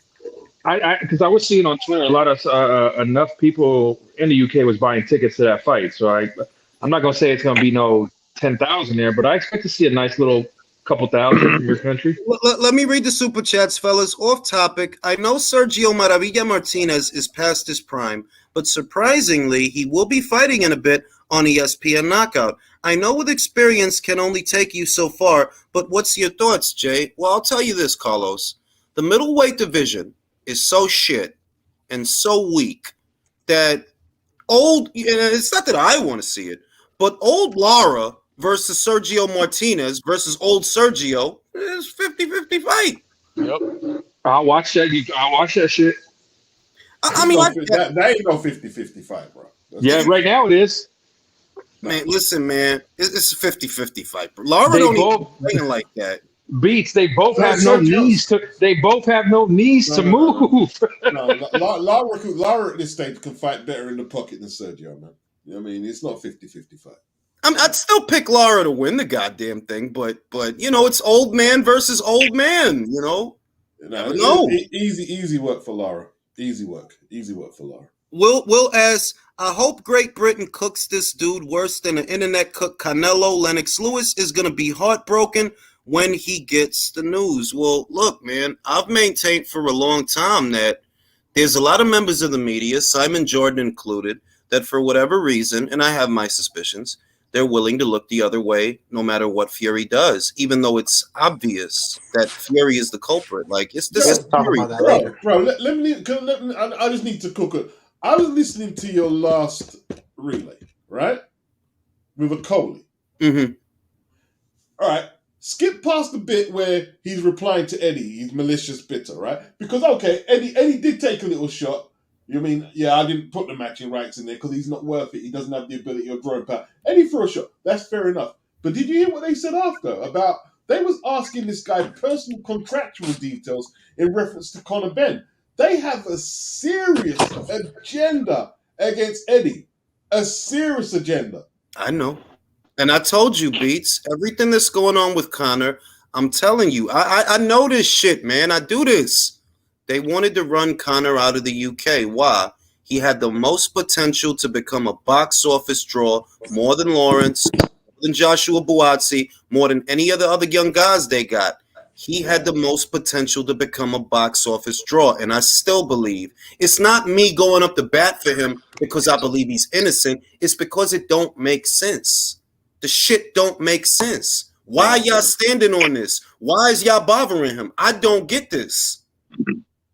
All of a sudden, they're acknowledging UK rulings now. All of a sudden, how come when Billy Joe Saunders tests positive by way of VADA, y'all don't care about that? Y'all didn't care. When he got back to the UK, he fought in Manchester that same year after testing positive. Y'all didn't care about that shit. But when it's Conor, nah, he can't box here, yo. We got to, till he clear. Like, what you mean? What you mean? When you started giving when have you ever issued out a penalty because of a VADA test? Just show me when. Exactly. I know what's going on. And telling you. And the thing is, here's the thing, right? They're not really, they can't really see, Simon Jordan tried to say, oh, they sanctioned. They didn't sanction him. Conor gave up his strap. I mean, his license. His license. He didn't renew it. Yeah. Right? I'm telling you. They're saying basically, we're not going to give him his license back. But they weren't in a position to sanction him. Why? You don't acknowledge VADA. You can't sanction it. You don't acknowledge VADA's finding. Yeah, Simon Jordan came off as like a dude that really doesn't know shit about the behind the scenes of boxing. And when he's losing a debate, he pulls out the dictionary. Like, he starts like using thesaurus shit. When like, Eddie said that shit about him losing the money, he struck a nerve there, bro. He got mad. He got mad. He's like, that didn't work out for you, didn't it? And he got mad. Oh shit, yo! I fuck with Eddie, man. I love Eddie so much, bro. Listen, man, you need to hire me, Eddie. I deal with these motherfuckers, bro. If you need me to call in next time, like, yo, Simon, like, what are you talking about, bro? Just name me once. I know my British boxing scene. Name me one time that the British Boxing Board of Control issued out a suspension or abandonment as a result of VADA. Name me once. All of a sudden, I care so much about VADA. Why you think Robert Smith said, oh, we're going to have to tweak the rules? Then I know you're going to have to tweak the rules because this is not normal what you're doing. This is not normal. Like when he brought up Billy Joe Saunders, he had immediately tried to backtrack because it would have invalidated his point. Did you see the statement that the British Boxing Board of Control put out when they cancelled the fight? They didn't mention nothing about Conor's test. And they've got it on their official paper, on their official, with their logo and everything. Official statement. All they said, it won't be no good for boxing. They didn't say nothing about Conor's test. Because you can't use, listen, he has a lawsuit. I hope he has good lawyers and I hope he follows through because that's a winnable case. It is a winnable case. It is. Bro, they issue out their suspensions based on UCAD findings. UCAD did not find shit, okay? Now, the same VADA and the same WBC with their same clean boxing program is telling you and the rest of the world, whether you want to believe it or not, that more likely than not, I ate contaminated eggs. That's coming from them and their clean boxing program. You need to accept that. That's what you need to accept because you don't have nothing on me. You don't. They did, but you don't. UCAD is your shit, not they shit.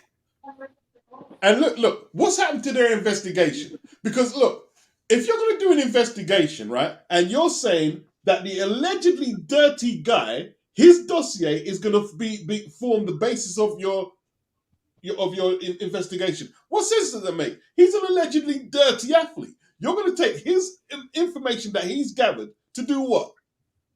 To do what? I'll tell you what I'll tell you what they want to do. What the BBB, I already see what the play was. The angle that the BBBOC was going to take was, irrespective of this 270-page dossier, you're still culpable because you're responsible as an athlete for whatever you ingest. So we're going to issue out a 4-year ban. That's what they wanted to do. And that's why Conor was smart. You don't have a license to suspend, bro. You don't have my license to suspend. I gave it to you. So I'm going to go around you and I'm going to go above you and I'm going to sue you and I'm going to drag this out to where it becomes expensive for you. So expensive that the cheaper alternative is letting me box.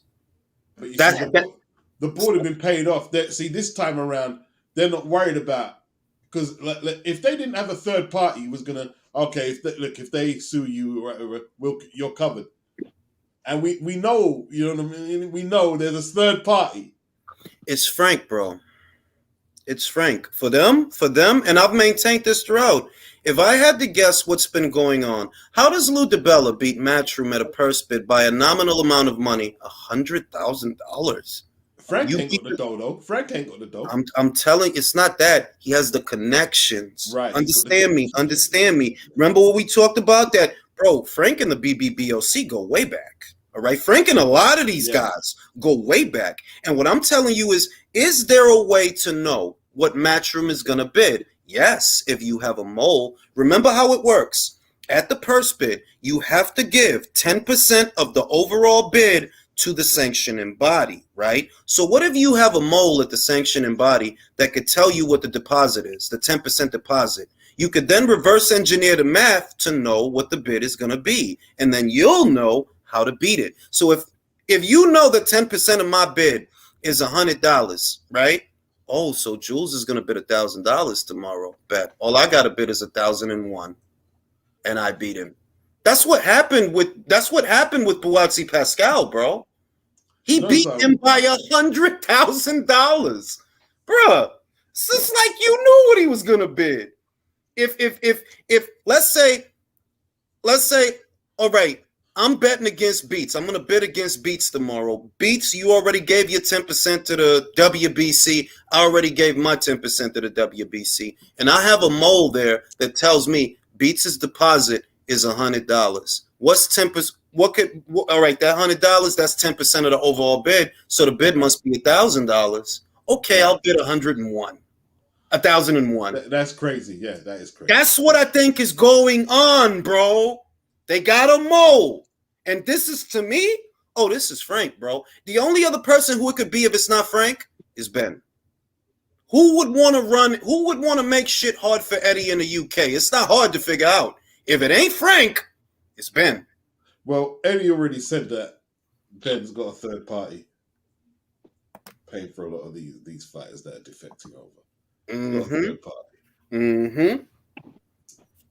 But I don't think Ben has the connections that Frank has, because you know what I maintain, Beats, and you seen in the video I did about it, that it's cool that you picking up fighters, but why your fighters talking more about Eddie than they fights?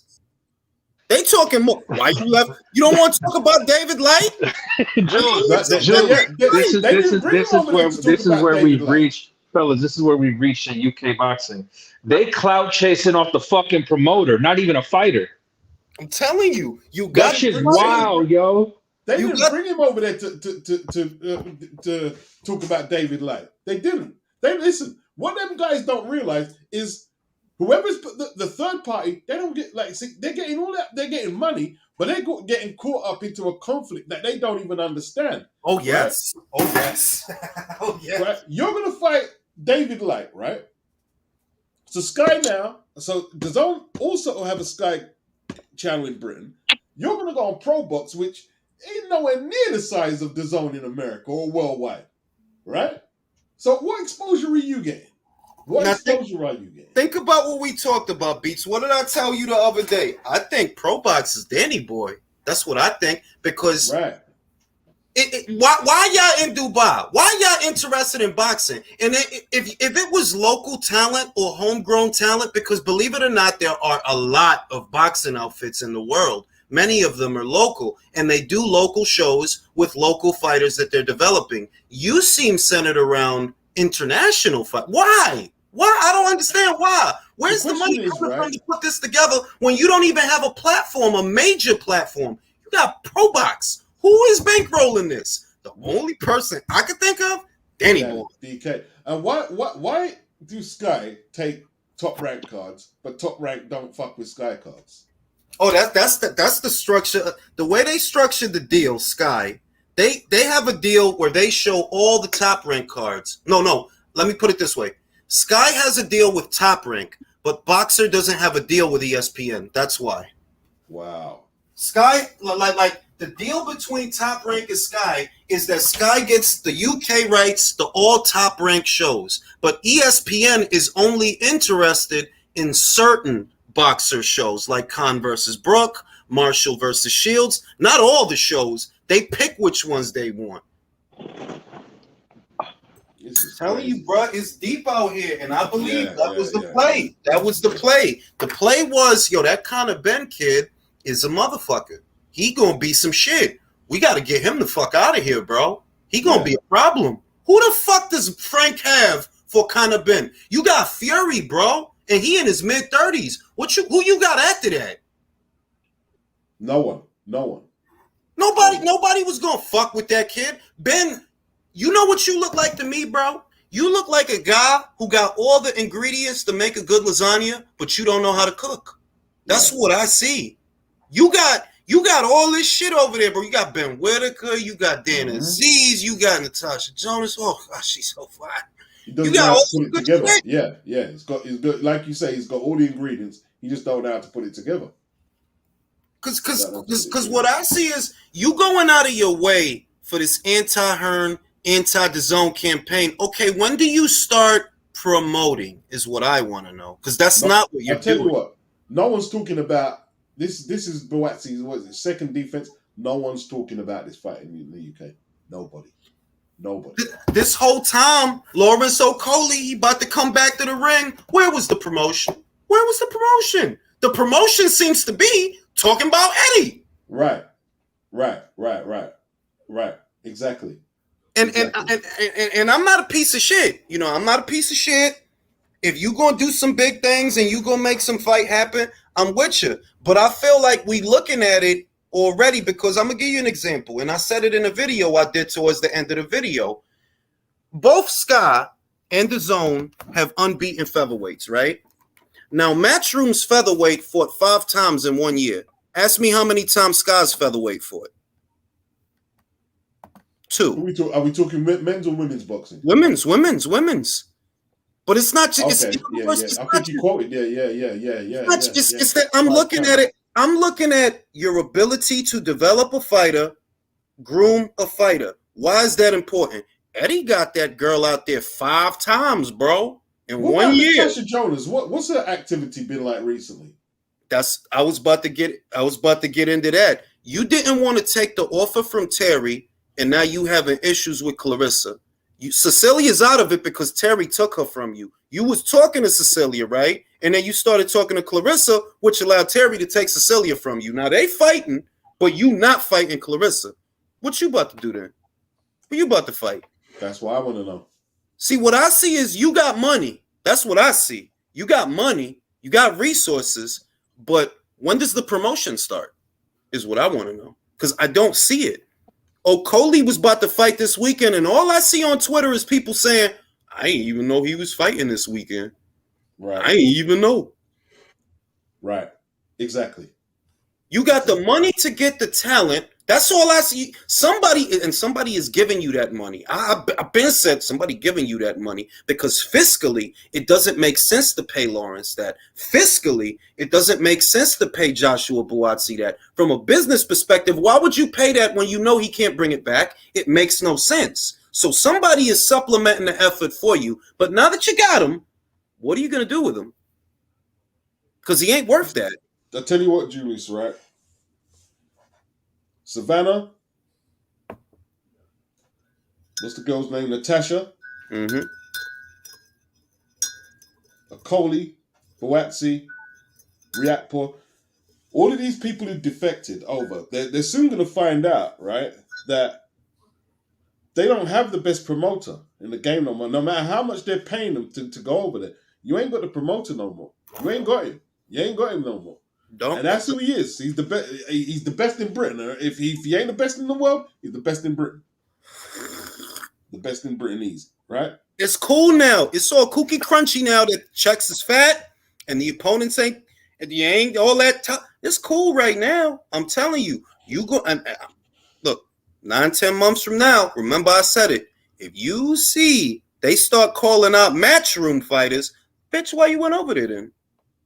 Exactly. Why you went over there? I thought Sky. I get looked at on Sky. And Natasha's always throwing shots at Eddie as well. And DAZN. Always throwing shots at Matchroom. I don't see none of the Matchroom fighters are throwing shots at Ben Shalom. Or Frank Warren. Let me say this about Natasha, who I love.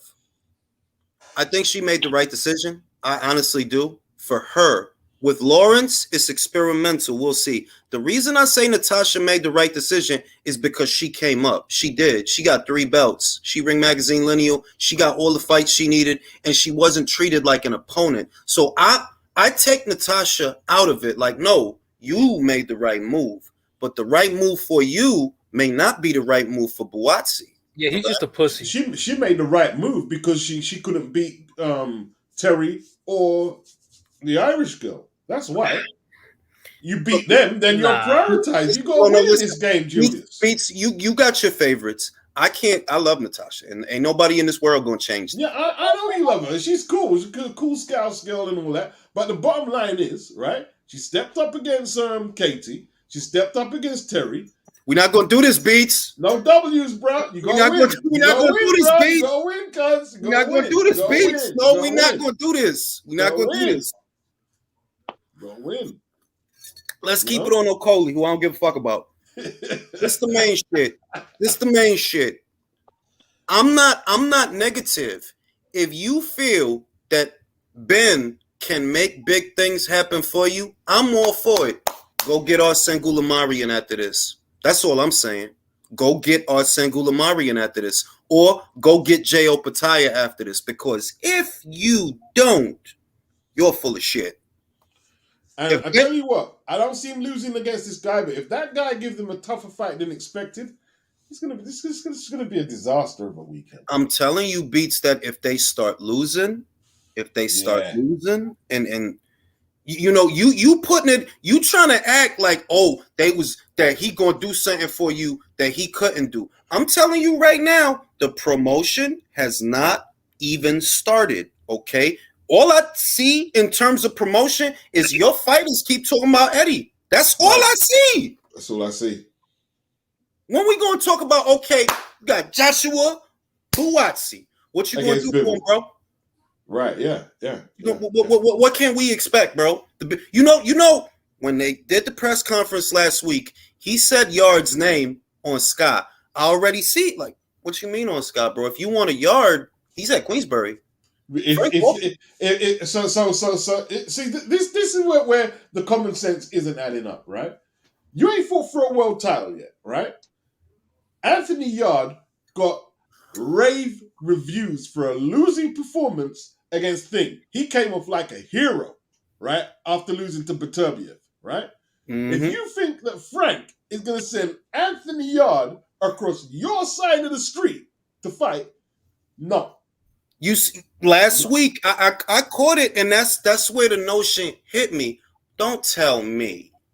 Look, I love Caroline Dubois, great young fighter. I believe she's gonna be a monster, right? She got criticized for her opponent about 3 weeks ago. Like, yo, you should be fighting better people than that. While she was getting criticized, she brings up a matchroom fighter. Oh, I want Rhiannon Dixon. You want Scott, homie? She over there. You want Scott? What that got to do with this lady you just fought? And that's when I started to see the like, yo, Ben, what's good, bro? What's like really though? What's good? You can get her a better opponent than that. You can though. I don't criticize her because she's young, and I'm not gonna criticize her. She's young. I don't think she needs to do all this extra shit. But when the heat was on, what did the narrative become? Oh, well, Chantel Cameron, Rhiannon Dixon. Look, I always taper down my criticism for female fights like that because I know the gene pool ain't that strong. But I saw that fight, and the opponent was woefully ill-equipped for the fight, man. Listen, they got this girl, the young blonde girl I'm talking about. She only got like 6 white-collar fights or something like that. But the opponents they're getting her are good. They have amateur backgrounds, and that's important because I'm looking at the promotion, the development of the fighter, and the promotion, and I see Rhiannon is doing all right. And what do they look, man? You see with Anthony Yard, right? Forget Frank Warren. You try and get that side shit past Tunde. Tunde will not be having it. Tunde Lions in the He's not gonna put up with that shit. No. Lions in the camp. We didn't go to Chelyabinsk, Russia. We didn't go with this Siberian bear to bow down to you, who ain't fought shit. Right? Who turned down your title shot. We didn't run from the smoke. You think we gonna bow? Bro, we went to. I can't stress this. Yard had every reason to say, no, I'm not going to no fucking Chelyabinsk, Russia for no goddamn Vodkalev. No, I don't need that right now anyway. I'm a young, unbeaten fighter. I got way more good years than him. But he went. He fucking went. He didn't have to fucking fight Better Beef. He didn't. He could have been fighting Stipians and Eiferts if he wanted to. He didn't have to fight that motherfucker. So you're not going A-side that kid. No way. Not. No way. No way. You're not. No way. No way. No way. Who the fuck you fought that people want to see you fight, bro? Who the fuck you fought? No way. Yard is what they know about Yard now, and I said it after the fight. Yo, I wouldn't be. Don't believe me? Go to the weekend recap. But Yard Better Beef. I said it then.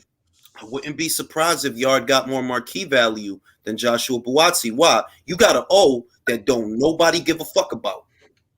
Nobody care about that shit. Got an unbeaten. So what, bro? You don't be in no shit. Yard is out here with the Lions and the Tigers and the Bears, bro. No one gives a shit about the O, bro.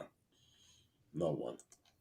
So what I see, listen, in 9 or 10 months, I better see unification matches for Lawrence. I better see them. I better see you come up with something for Joshua Buatsi, because if the promotion is centered around Eddie Hearn, well then, bitch, you might as well have stayed over there. Stayed over there. You fighting Stipian that Callum Smith was going to fight on the zone. So you went to try to fight Powell Stipian. So not only is he taking like matchroom fighters, right, who like from Eddie, he's fighting like the leftovers that they're not fighting. Come on, man, that's ridiculous. Bro, yeah, he's fighting the matchroom turkeys too. Yeah. The stay busy turkeys. Yeah. That's crazy. Bro. And then Frazier Clark is fighting Bogdan Dino. Poor Frazier, man. This dude is like begging. He's actually like coming out and saying like, "Yo, give me better fights." Listen, bro. That's his fault. 2 fights ago, he was getting criticized for the quality of his opponents, and it stood out. Fight. Yeah, it stood out. I'm like, bro, this is what Ben is doing with these guys, bro. This is what Ben is doing. This dude is. You know, Eddie would have found him some shit. He found him some shit. Like, there's no buzz with Ben is doing better with women's boxing than the guys he signed. Bro, I'm telling you. Keep it a buck. You got Ben Whitaker, good, young, unbeaten fighter. But why I just feel like I don't hear enough about him? Bro, he could be one of the ones. Like, have you seen him fight? Like, yes, I've seen his debut, bro. That dude could be box office. He could be box office. Like, he got the style for it, too. But let me ask you, do they have 4 fights for Buatsi over there at light heavyweight? No. 4. Nope. They you know what they gonna do, bro? They gonna get Kalanise Sarlin on the phone to get them German guys. That's what they gonna do. You gonna see a bunch of German or Polish guys that you could have fought on Matchroom. They have Dan Aziz, and that's it. The Dan Asma fight is not about to happen, bro. Shit is not. You know what? Speaking of Asma, right now, that's not going. That's a fight. It's for next year, bro. But also, why are you picking on Dan Aziz, man? That dude is from the white collar circuit. He's 34 years old and he's still learning. Like 34? Why? Yeah, he's not. Whoa, like, so he's a Frank Martin Black Cobbs, 30-year-old prospect. No, but like, credit to him though. He's actually like trying to get better. Like, why is Buatsi calling him out? Like, he should be fighting world level guys already. Bro, right. I'm telling you like this. What he did, you trying to dunk on kids. You an Olympian, bro. You an Olympian, all right? If you you don't want problems. That's how I know. Because I'm confident if you would have just told Eddie, look, I really want to take my time a little bit this year, so get me Matthew Bauderleek, get me Michael Eifert, get me guys like that, and then I'll do the Bivol fight. But I don't want that fight right now. I don't think that's how you came at it. You did the bullshit where, it's all gravy, and then you go somewhere else and you start acting different. I'll be honest with you, right? If he'd give you that proposition that you just stated there to Eddie, I don't think Eddie would have went for it. Eddie would have went for it, bro. Eddie would have went for it. If you tell Eddie, look, I want to fight Callum, right? But I don't want Bivol. But in the meantime, because I ain't fought in a year, can you give me another guy? Fam, I ain't fought in a year. This is his 7th year as a pro. Right. I think he would have went for it, bro. I do. I don't think he'd fight Michael Eifert, man. No, man. Eddie wants him to take a real fight now. It's sink or swim now. There's no more training wheels on the bike, man. It's got to come off now. Stabilizers off. You're right. It has got to come off. You know what? What's funny today? I saw more people in line at Estadio Akron for tickets than they were at the Caleb Plant Benavidez press conference. Well, he's supposed to be the Mexican monster. And there's no buzz for Canelo Ryder though. Bro, who watched me interview Navarrete? Who seen that? Who remembers? I saw it. Who remembers when I asked Navarrete about Benavidez? He said, I don't really know him. Don't really know him. Wow. Don't really watch him. Mexican. It's rare for a Mexican to have that kind of response to a supposed exactly. Yeah. These fights are trash. No, here's the thing, though. Like, what has happened across there? Like, I tell you what, right? Before, all the main players, like, a fight like that would have got a Box Nation over here, would have got a Sky Sports. It's on the Fight Network for $12.99, man. Trying to tell you, bro. Trying to tell you. That's the next home of Premier Boxing Champions, though. These guys, see, that's how I know. I just know, like, this is the difference between people that make shit happen and people that don't. What do you really think it takes to get on a plane, talk to your man Adam Smith or whoever you got to talk to at Sky? Yo, we want to set something up with y'all where we show all our cards here in your country on your network, and we want to have that deal for exposure to our fighters. That's nothing, bro. That ain't nothing but a plane ticket. Really, that ain't nothing but a phone call, but there's nothing like being there and shaking hands and looking a motherfucking eye Ain't nothing like that. So that's why I would do it that way. Like, yo, I'm gonna go to Sky. I'm gonna see if we can't get us a UK deal to give us an additional arm of revenue that will help, subsidize some of these fights. You know what I mean? Maybe we could sell the rights to. Maybe we could sell the rights to Sky. Maybe we could sell the rights to BT. Maybe we could go to a terrestrial channel like where Wiseman is. They on Channel 5. That don't take nothing, you see? And you don't go over there asking for the earth and the stars. You going over there to get something. Why? Because right now, you are getting nothing. You fucking idiot. Call up Daniel Kinahan. Karma in the building. I just want to say, Karma. Hi, Karma. Karma, I know you was AJ's nutritionist while he was in Dallas. He looks great. I just need them recipes that you was making. I know it ain't going to taste as good as you making it, but I just would like those recipes because AJ look ready. What's up, Karma? Big up, Karma. You see what I'm saying? That those guys, they crackerjack. Like, for real though, like, yeah, y'all some crackerjack ass motherfuckers because the world is smaller now. So there's money over there that you could get, and because your brain is so small, you don't get it. Let me tell you this, right? Al Heyman screwed up the PBC. Yes. I tell you what, right? When that boxing deal, the ITV was struck, right? We got Pacquiao, Broner. We got Caleb Usyk. We got Thurman. I think was it Thurman Pacquiao? We got some great fights. They put on the Eubank and the girl fight, and that flopped to the box office, and ITV cut the pay-per-view signal off, right? They cut it off. But that's where they should be. That you got to persevere with it. You do one card and you're out. Come on, man. Yo, Beats, are you staying up for the card this weekend? The Benavidez one. No. It's $13 for you guys over there. I'm not paying for that. I'm using that VPN, baby. I'm using that VPN. I'm not paying for that. Yo, Beats almost sounded mad about like, man. I'm using that VPN. It'll be like $20 for me. I'll pay $20 for that. I pay for American cards 4 a.m. man. It's gonna be the star quality shit. Oh yeah. You know what I'm saying? Listen. This is what I'm saying, and this is what I mean. That like, you could go to Australia. You could go to the premium markets where boxing is consumed. That's Canada. That's UK, obviously, and perhaps Australia, which is a long shot, but you could work something out. And if you're smart and you could talk, you could work something out where you get some money that you wasn't even gonna get. If you just sitting at home, well, you ain't gonna get that money. But if you go to Canada and you say, you go to a channel, I don't care which one, whichever one shows boxing.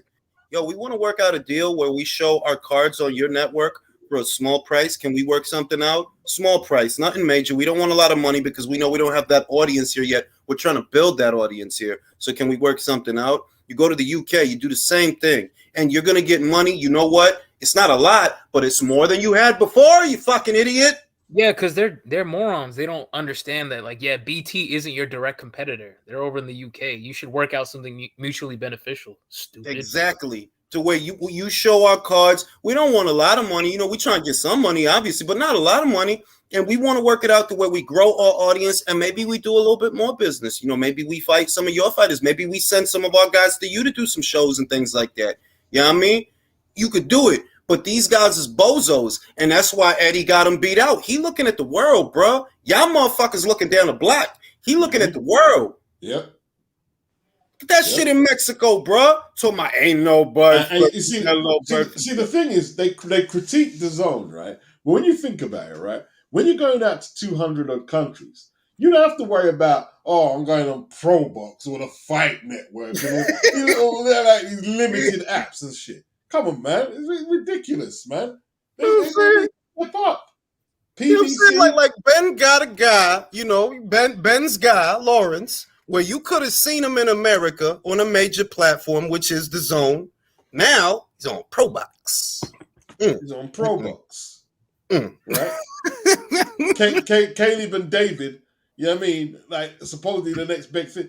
You're on the Fight Network. Come on, man. No. So I tell you, bro, and the reason that they're moving that way, I said this to Steve. they're trying to replicate what DAZN does for their respective platforms. Here's an example. Top Rank is the gatekeeper for ESPN, right? That means that any foreign outfit that wants to work with ESPN has to broker the deal through Top Rank. So now you're seeing Canadian shows like the one we about to see this Thursday, Mabili versus Gongora. You seeing those shows by way of Top Rank via a ESPN. And they trying to do like they own little DAZN type thing, because now you're going to get the gym cards and the Eye of the Tiger management cards. And they trying to do that on their own. It's like, it's not the same thing as DAZN, though, bro. You get a lot of content from DAZN. I don't know why people pretend. When's the last time you seen a Top Rank show, guys? It's been a minute. You get a ridiculous amount. It's been a hot minute. There was 2 shows on DAZN last week, right? And you could say, okay, they weren't top class, but yo, the guest star, is it guest of the Philippine kid and JoJo was a good fight. It was a decent fight. Right? And the one this weekend is garbage, bro. I'm trying to tell you, bro. No, ESPN one. Ramirez Pomade, bro. That fight is garbage. I'm gonna say this. It's one fight on there, and then I'm gonna go to the Benavidez Plant card. It's only one fight I'm gonna watch, and that's an easiest fight. Yeah.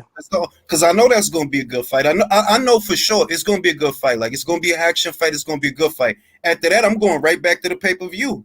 Because I am going to buy that bullshit. Just get the VPN, Jules. You'll save you money. I don't like stealing, bro. It weakens the soul. How is that's not stealing. You're paying for it. Bro, I'm going to flip it and get the money back. There's no need to. I'm going to flip it and get the money back. There's no need to. But Jules, how is using the VPN stealing, though? Look, man, I'm from the universe, okay? You got to understand. You got to feel me. You got to feel me.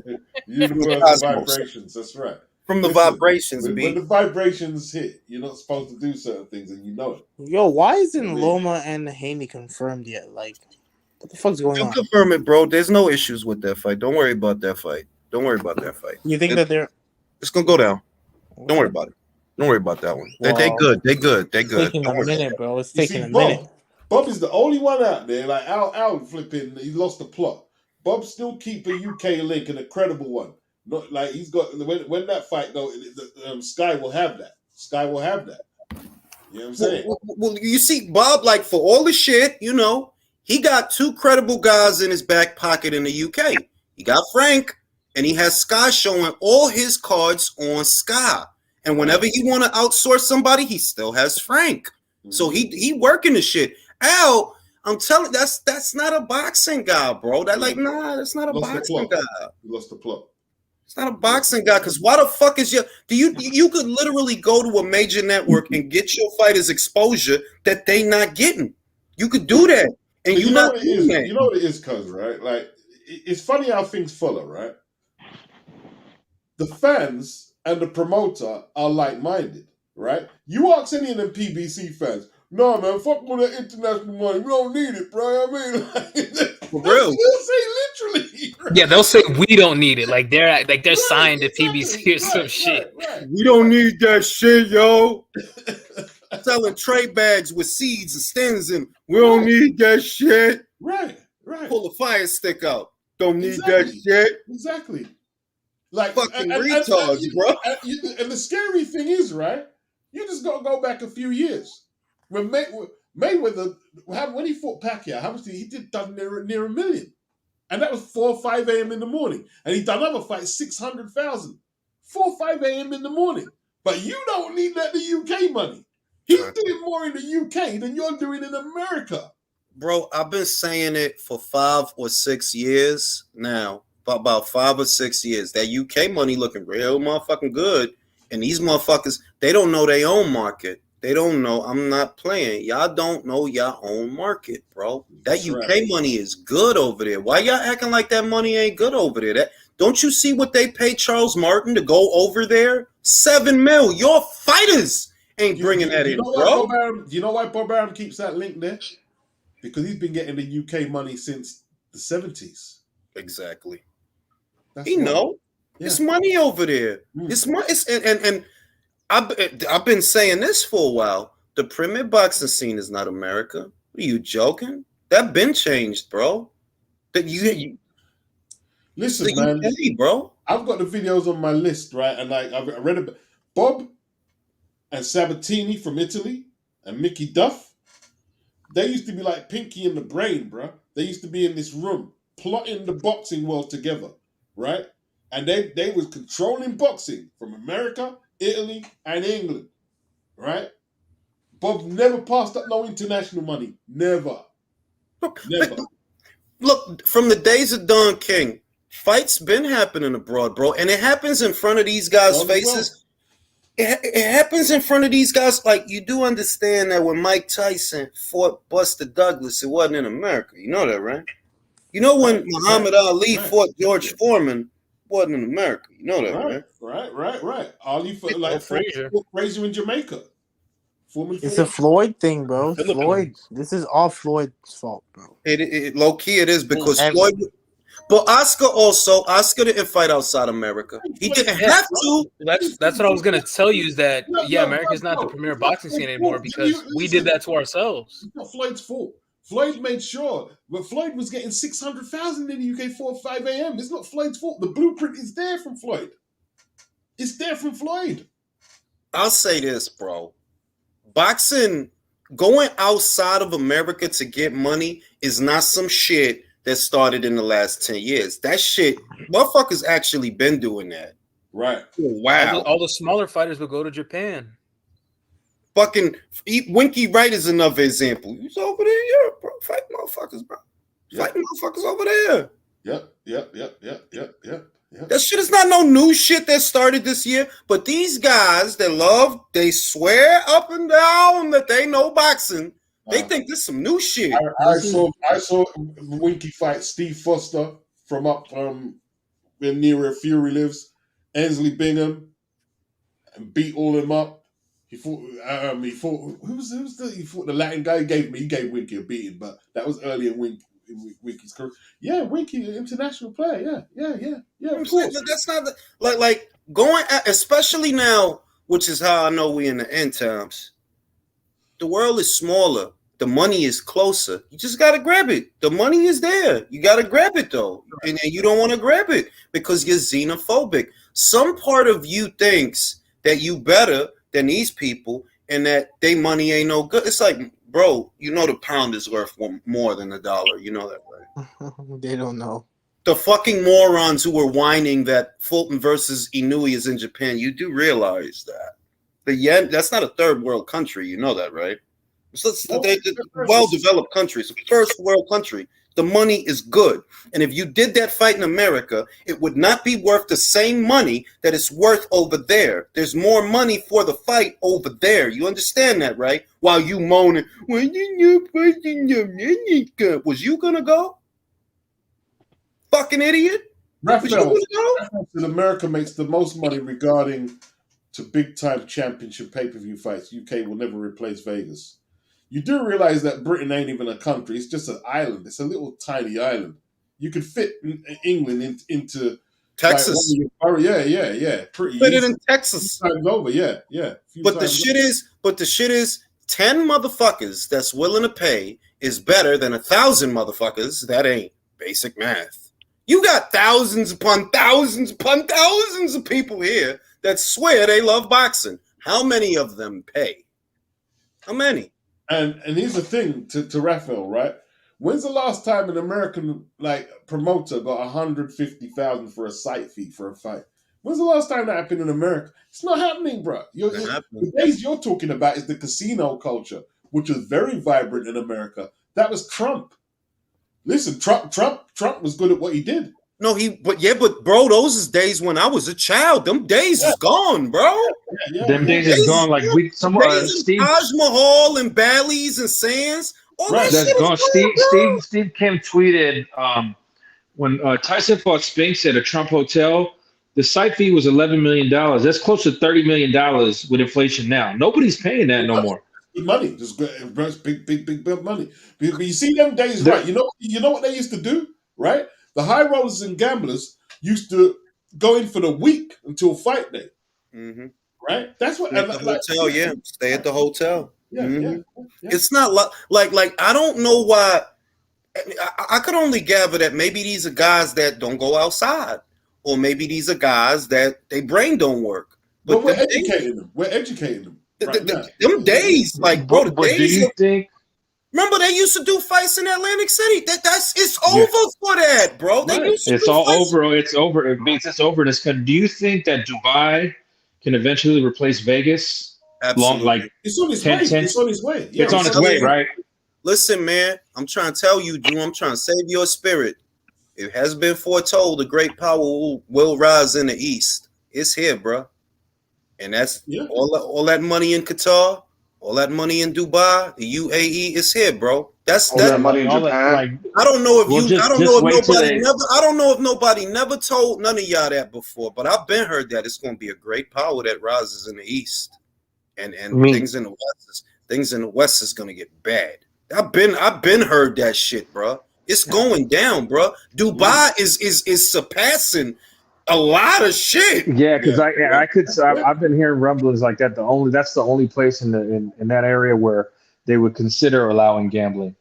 See, the thing is, rich people, because they allow nightclubs and drink. You could drink and party like Vegas and Dubai, minus the casino. The reason I know it's going to replace it, a lot of international criminals that needed amnesty all congregated there, all of them, because it's the one place they could walk around without fear of getting bagged. You know what I mean? There's more than legit money running around over there. There's more than oil money running around over there. That's the spot. What Vegas was, Dubai is. Vegas ain't what it used to be, bro. It's not. It's not. Dubai is the spot. Don't you see? You keep hearing more and more about the bitch. It's like it popped up out of nowhere. You know what I mean? I'm telling you, Dubai is the spot. In a couple years, oh yeah, it might replace Vegas. What? Well, like nothing lasts forever, bro. Nothing. Greece fell, Rome fell. The West will fall. Mm-hmm. It's unfortunate, but yo, these motherfuckers don't see the forest for the trees. You don't see where shit is going, bro. You don't see what's happening to the people out here. What's going on with their brain? That shit. No, people don't pay attention. They don't see that President Xi and Putin was toasting champagne today, bossed up over there and plotting their shit. Bro, Iran, China, Putin, it's all bad, bro. It's all bad. I'm telling you. And what I see, yo, I wouldn't be surprised if in 50 years this is a third world country. I wouldn't be surprised. Man. Right? Duncan used to be out here all the time with Frank Warren. That's what a lot of these people, all the time. You know what I mean? Making moves. And Bob Arum, when Nigel Benn fought Eubank, Bob Arum was in the Manchester Arena. I think he was trying to get a fight for. It wasn't Michael. No. He was trying to get a fight for one of his fighters. Yeah. Motherfuckers better pack their bags. Go to the East. Jules, what countries do you think are going to be on the rise, man? The ones I just mentioned, places like Qatar, places like Dubai, China definitely. I don't think anything bad's going to happen in Japan. I think they're going to be all right. But the access, whoever. I'll give you a country. Go ahead. Ireland. Southern Ireland? Hey, Kate is going to revive it back, man. Remember, listen. No. I'm with you. But what he's talking about, see, this is the axis of power, the way that it's been. You know, England, America, the usual suspects. There's about to be a shift. Mm-hmm. It's about a major shift. Carl Frampton used to do some sick numbers in the King's Hall. And if Conlon, and I think he's gonna win that belt because Lopez really ain't shit. Luis Lopez is. I think Conlon can beat him. If Conlon win that belt, bro, Conlon draw better in Ireland than the majority of American fighters draw in America. Conlon will make Gary Russell's reign look stupid out there. 4 or 5 defenses out there. I hear you guys are discussing geopolitics. It's about to go down, Virtuoso. Well, have you seen what's going on in France? Like, they're way ahead of us, man, and we should be doing that too. We should be having a general strike. There's a lot of major. Not to be morbid, but some good news. They just showed 6ix9ine got jumped at a gym right here in LA right now. Got his ass beat. His face was looking like Margarito after the back. He got fucked up. I feel I feel ashamed at what New York has become, bro, because y'all let that clown run around. And that's what I was saying, Jules. How do you let that dude run through New York saying I'm the king? He's a puppet, bro. You know what this shit is? The dichotomy of the music industry. He has hired muscle. You know, you could pretend that you're not a street guy, bro. If they leave you alone out here, you get killed, bro. You are a victim. You a mark. I know. I've seen his high school photo. Like, bro, like and I'm beyond that shit. What I'm saying is the way things have been and the way things are going, bro, I wouldn't be surprised if America turned out to be a third world country in approximately 50 years because the things they're doing in the East are amazing, bro. Singapore is a crime-free city. Crime-free. And one of the cleanest in the world and most expensive, too. This in the West, these people are too immature and too like, bro, New York has been around for I don't know how long. LA has been around for I don't know how long. You tell me how the fuck they're holding up, bro.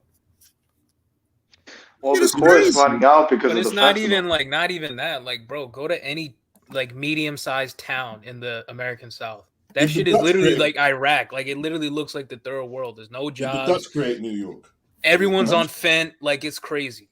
Bro, it's nuts, bro. And I just see that like, yo, it can be done because it's been done in other places. And it's just natural. It's the cycle of power, the axis of power. Eventually it shifts. It's been good over here in the West for a while. It's been very good for a while. And now there's about to be a power shift. Yeah, and it's been good at their expense. So they're getting their comeuppance. Let me give you guys. You can't be on top forever, you know. How much people do you think watched Barry McGuigan back in the day, like when he won the title, the Irish?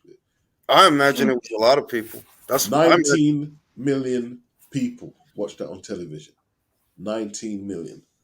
19 million. Listen, Barry McGuigan was huge, absolutely huge. And I tell you, like, if Condon wins that belt, right, he's gonna be because respect to Katie, but he won't be bigger than Katie, but he's going to be huge. He's going to be no. I mean, look.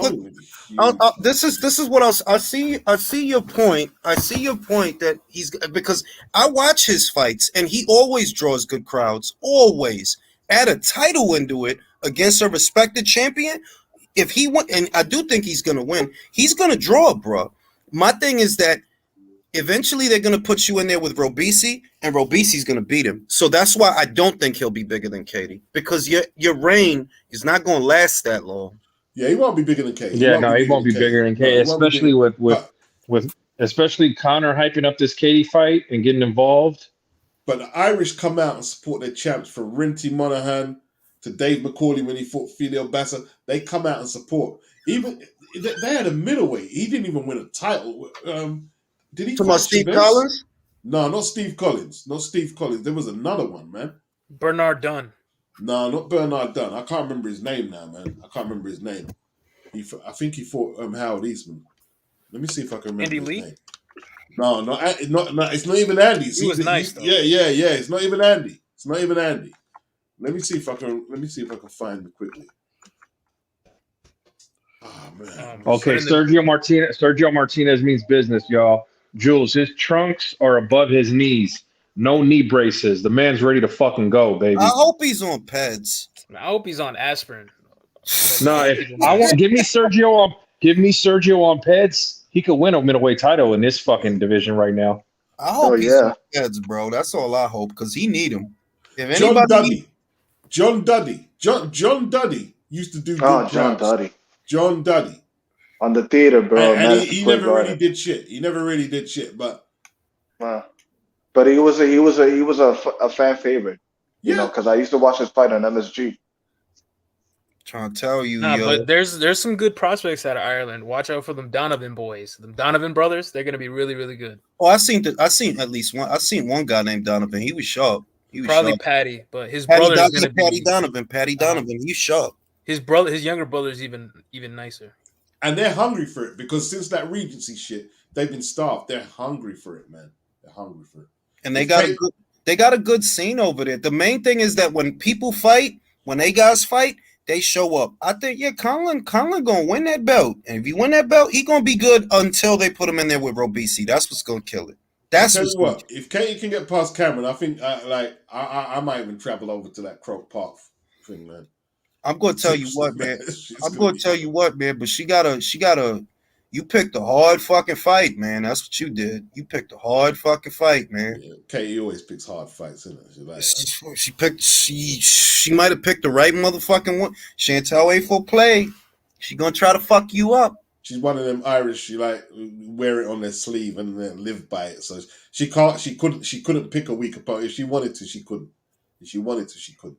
Main thing is, what I see with Katie, your combinations have become repetitive and monotonous. Chantel show more variety than you do. She go to the body. If she go to Katie body, she'll take her legs away, and that's the ticket. You're looking for an upset, yeah? I think Katie's hand speed could give her a lot of trouble though. She could, but this girl big, and I spoke to Amanda a couple of times. She said Katie don't hit hard. She said that Katie don't hit hard. So the most you could do is stun and fluster the opponent, but you can't hurt him. And Chantel big, man. She big. I think people are gonna just see how much faster Katie is than Chantel. But I don't disagree. I think one of the criticisms for Katie is that she's always had like 1 foot in, 1 foot out between like the amateur style and the pro style. I feel like Chantel is like pure professional. Yeah, she's a pro, man. She hurt girls, man. She try to hurt you, But I do think the speed is a factor. I've said that on many occasions, that the speed is a factor. If she could get in, put 2-3 punches together and get out, that'll be more than Chantel has dealt with, because she ain't dealt with nobody that's that quick. And even though Katie getting older, she's still faster than you. She's still faster than you. She's still faster than anybody you fought. Speed is one of them things that, man, is how you gonna prepare for it? How? Hey, Jules, I noticed as time has gone on, you've been just slightly more critical of Katie lately, man. As time I ain't critical of her. I love her. I'm just preparing. He's being a realist. He's being a realist. Yeah, I love Katie. Like, if she loses, I'm gonna love her. Like, you think I'm not gonna love her? What the fuck? I'm not saying in a bad way or anything, but it's just you had a little bit of a different tune before. He's moved his bias. Country to one fighter. No. See. I'm older now, and you learn lessons. I used to think my guy Roy was invincible. When his ass got slid under the ring, that traumatized me. Okay, so you defense mechanisms. One day, Katie gonna lose because she too brave for her own good. I know that. The good fighters, the good ones, the real good ones, they lose. That's how it go. Ali lost, so Katie Taylor can't lose? Y'all crazy? Ali lost. That's actually a great observation, man, because Katie does love to stand and trade sometimes when she really should just box. Right. In the Serrano fight, that was a major mistake that she did, was standing and trading with her, because she almost got took out. The good fighters tend to lose sometimes, but that's why you remember them different. Like, yeah, he lost, so she lost. That's why they love Katie Taylor though, because she fight anybody and she stood in the pocket against a younger, harder puncher with Serrano. You know what I'm saying? One day she gonna lose. I'm not hoping she lose, but I just know it could happen. Like I said it about She don't care. She don't care. Yeah, at the end of the day, it don't matter. Yeah, but she don't care. And I don't care. At this point, it's extra. Like at this point, it's extra credit. She has a Hall of Fame career. At this, it's like it's done. Like if she retired tomorrow, she gets into the Hall. That's easy. Easy. With old school boxing, like the fans had a different ideology about it. Like they used to critique Marciano because he didn't look, because he never lost. It wasn't like a bad. Oh, look, he's still got his. Oh, why ain't you losing? We want to see you lose and come back. That means you ain't pushing yourself hard enough. That's what that shit mean, bro. The good fighters lose, bro. Manny, one of the greats. He lost fights. I don't want to take nothing again. I don't want to take nothing away from Floyd. I don't want to take nothing away from Ward. I don't. If you can retire from this sport undefeated, that is a very rare feat. But it's even rarer for you to fight good fighters like they did, because they did, and that needs to be said. Listen, Floyd's record is good because he's got so much good modern day fighters. But the truth is, if you've got all that ability in the old school, you would have went up and you would have fought Triple G and took your knockout or pulled off an upset, and then you'd be extra great. Because when you hear about guys like Hammer and Hank Lundy, when you hear about guys like Harry Greb, they did shit that a motherfucker today would not even dream of doing. Did you say hammering Hank Lundy? You meant Armstrong. I mean, fucking hammering Hank Lundy. I'm fucking tired, bro. I said Hank Lundy. I meant Henry Armstrong. Yo, Floyd was ducking Hank Lundy. Here's the thing, right? Man, he couldn't handle that. When Sugar Ray Leonard fought Joey Maxim for the light heavyweight title, right? How much do you think he weighed? I don't even know, bro. He weighed in at 157 against Maxim's 173/74. Damn. 157. Put it this way, Beats. We know Sugar started out at welter. He went all the way up to super middle. Go ahead, Keith. Go ahead, or the super middle. If he was fighting today, if Ray was fighting today, he'd be fighting at 154. It'd be too small for the middleweights.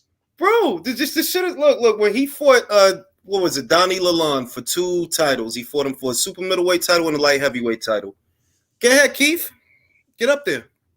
Go ahead, Errol. You the truth. Go to right, exactly. That we really see if you're the truth. You really see it the truth. Because Leonard did that. You know, we could get into the it's unethical that there was a lot. Yeah. He went in there though to super middleweight. Go ahead, Errol. Go ahead. Because that's what the fuck motherfuckers be talking about. And you still sitting pretty at 147. Still. Fuck out my face, B. Exactly. These dudes gonna belong in the same conversation with them motherfuckers, bro. Fuck out of here, bro. Agreed. Even Oscar, for all this shit we gave Oscar, hey man, he was there at 54. He was there. He went to 60. He fought the guy. He fought Hopkins. He got folded up like a beach chair, but he went. Even the German guy fought at 154, Sturm. Felix Sturm. I think Sturm had a case of winning that one. Yeah. It was controversial, but it's like you can't compare these young prima donnas out. Like, no, you can't, bro. Them guys was doing shit back then you would never do. Mm-hmm. It ain't just Roy going to heavyweight. It wasn't just that. Like, I know that's the more popularized move upstairs, but it wasn't. It was guys doing shit. Y'all motherfuckers wouldn't do that shit. I see. There's film footage of Mickey Walker.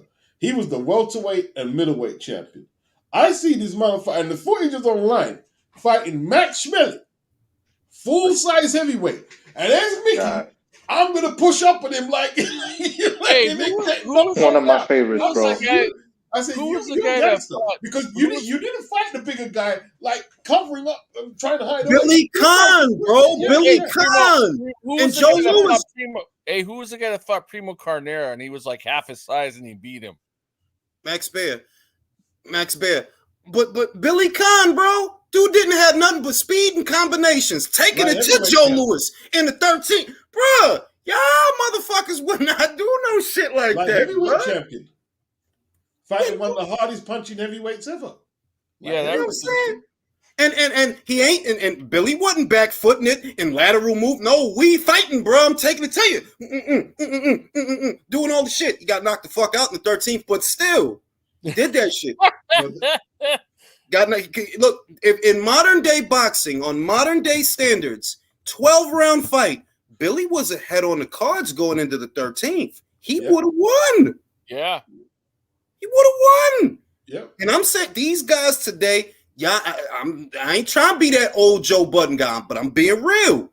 Y'all not made from the shit that them guys was made out of some just different type of shit. Because they was doing shit you would never do. Yeah. That's why I hate. I fucking won a 4th title, man, like against Ferrinio Garcia at middleweight. He got a draw. He didn't even weigh in at middleweight for that fight. What did you say? 147. What'd you say, Leo? That's why I hate when people say, for example, fighters like Fury and Spence, they've been world champions for so many years. Do you see how often are these motherfuckers are fighting? Exactly. Yeah, Errol been a champion forever, but he barely fights. In the last 2 years, he's fought once. And that's why it boggles my mind that people wake up every morning, log into Twitter, and argue about this guy that has fought once in 2 years. Yeah, ridiculous. He don't have the energy.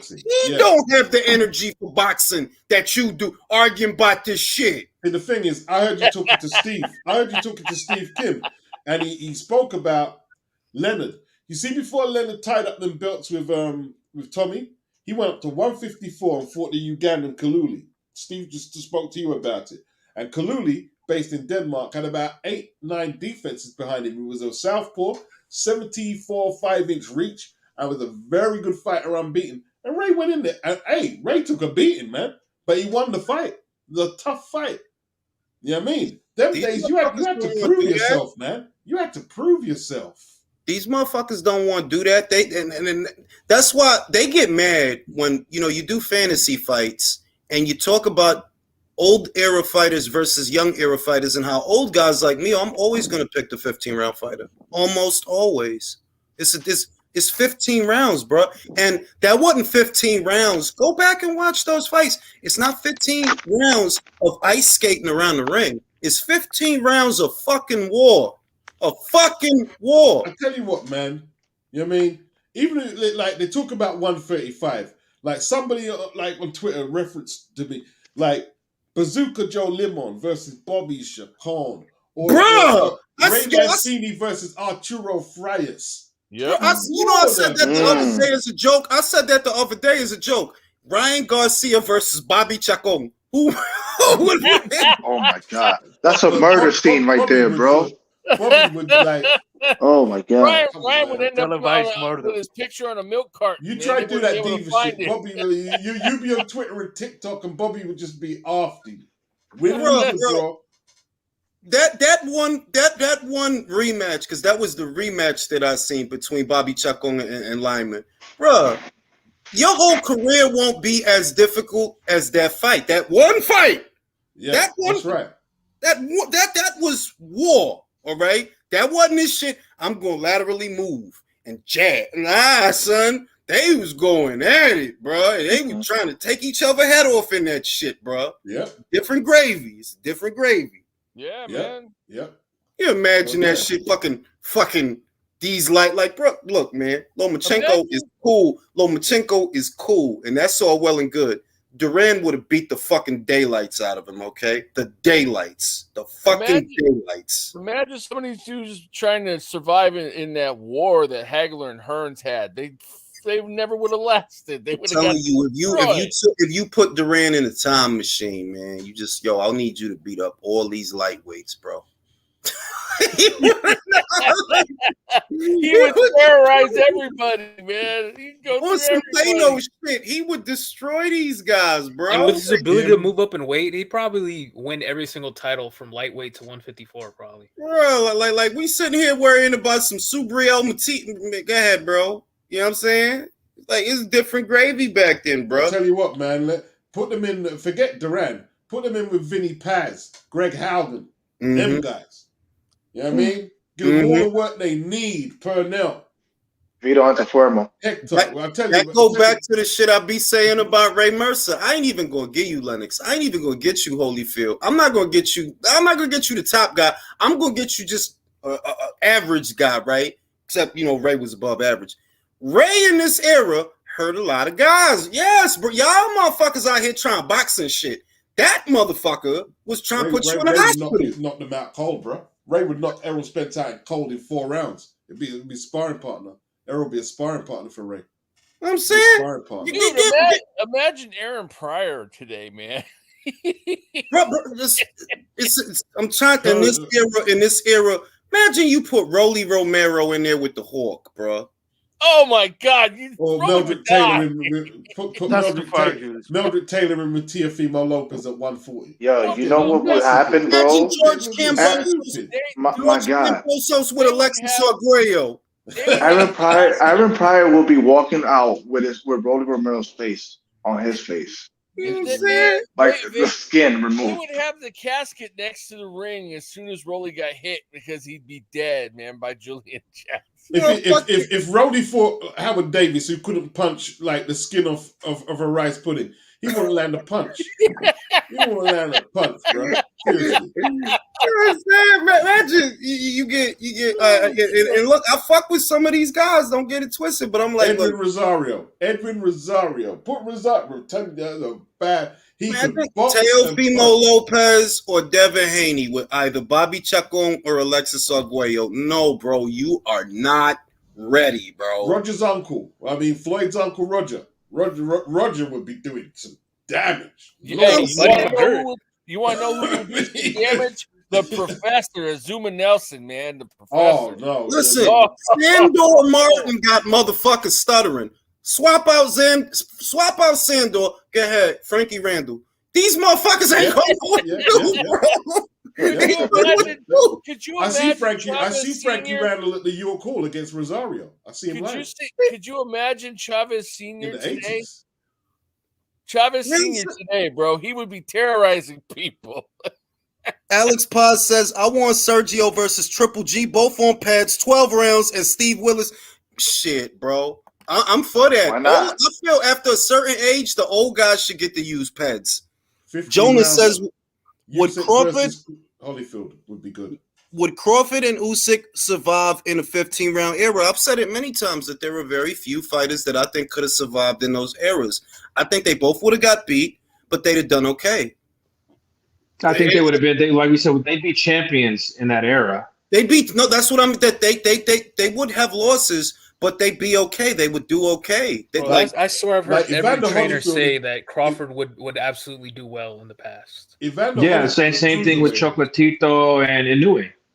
Evander Holyfield at cruiserweight was formidable, absolutely formidable. Motherfucking Michael Spinks, bro. Spinks the Jinx. He had to go to heavyweight to take an L. He had to fight Mike Tyson to take an L. It's the only L he got. You're talking when he was at light heavy, he beat Cowie, he beat Eddie Mustafa. Bad dude, bro. Man. Bad dude. 30 fucking rounds with Larry fucking Holmes, bro. 30 fucking rounds. It's different gravy, man. These guys getting tired after 6. Imagine the Michael Dokes that fought Holyfield today.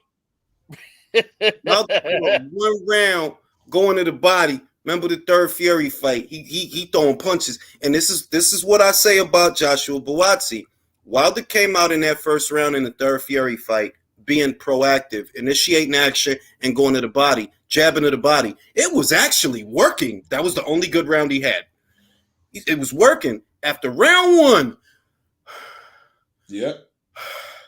them guys back there, them Burt Coopers, them Ray Mercers, they'll fuck you up. Oh, Burt Cooper was a menace. They'll fuck you up, bro. And then they were fighting. They were fighting 30 times a year, so they were so sharp that I don't think a modern fighter would be able to time those type of guys. Put Buatsi with Matthew Saad Muhammad. And let us not forget the devastating knockout that Ray Mercer did of Tommy Morris, and that was just pure destruction. I say that shit all. Them guys back there, go ahead.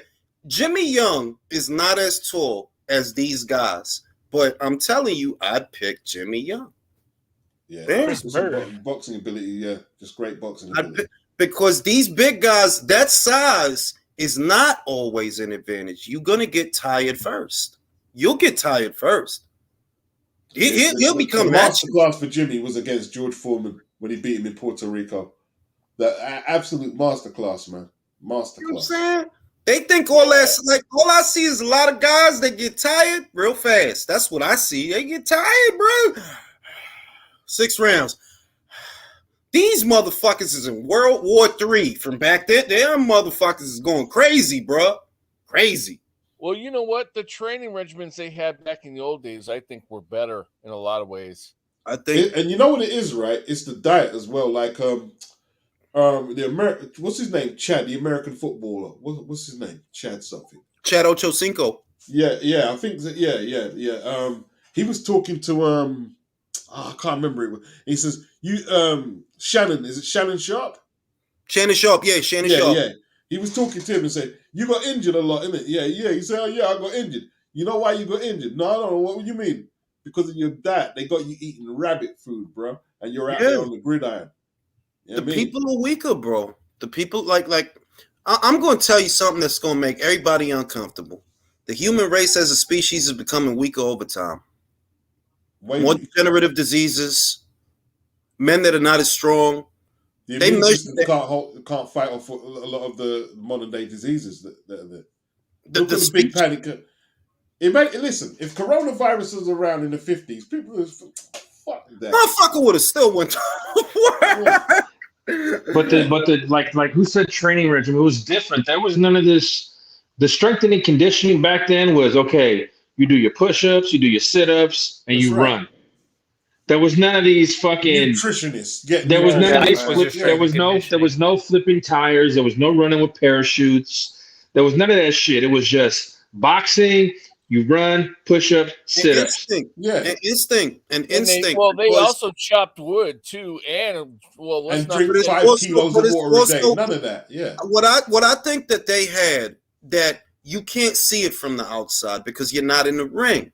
What I think them guys in the past had that these guys today perhaps don't have as much of is ring IQ. They knew what the fuck, they knew what to throw, when to throw it. And we're not going to see that. We're not in the ring. We don't know. They know. They could see the openings and shit like that. Whereas you got a lot of just polished turds running around. We won the silver in the Olympiad. You got your Hrgovic, bro. I wouldn't pick Hrgovic to beat nobody in the 80s. The activity level was so high that they were so sharp. Like they were so accurate. Their timing was insane.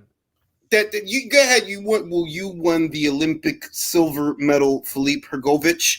Tony Yoka would be carrying spit buckets. Like, you wouldn't have won shit, bro. He'd be serving concessions. He got knocked out by Erislandy Savon. Imagine if he had to fight Felix Savon. He'd be in a coffin right now. Bruh. I can't believe that motherfucker won a gold medal. Felix Savon knocked out David Tour in about 5 seconds in the amateurs. It was ridiculous. But that's what passes for a gold medalist here today. Tony Yoka, Tony Egg Yolk. I'm sitting. They put you in the 80s, bro. Them guys, man, you had a short career. Imagine Michael Moore at light heavyweight. Remember how much of a beast he was? Bro, forget Michael Moore. I'll put him in there with the journeymen of yesterday because I think that the journeymen of yesterday would be the champions of today. That's what I think. These fools wouldn't know what to do with like Gerald McClellan or Nigel Benn or any of them dudes, man. What would they do? What was his name? What would they do with Corey at heavyweight, Jules? South African. Bro, I'm trying to tell you that stumpy tree trunk shaped motherfucker would beat the fuck out of a lot of people, bro. He was explosive. He was a southpaw. Look at what Kevin Lorena, a cruiserweight, a southpaw from South Africa. Look at what he did to Daniel Dubois. Now swap him out with Corey. Daniel don't get up. Oh no, he doesn't get past for the 4th round with Corey. Daniel don't get up. The southpaw starts. Corey beats the fuck out of Andy Ruiz, Deontay Wilder. All these motherfucking Jews. I'm not gonna lie, he could possibly beat AJ with that hand speed and he was quick. Not only was he quick, but he was tough. He could remember Vitaly. He hit him a couple of times. He took the shit, bro, like that. Vitaly avenged the loss, but it wasn't no ragdolling neither. No, it wasn't. Yeah.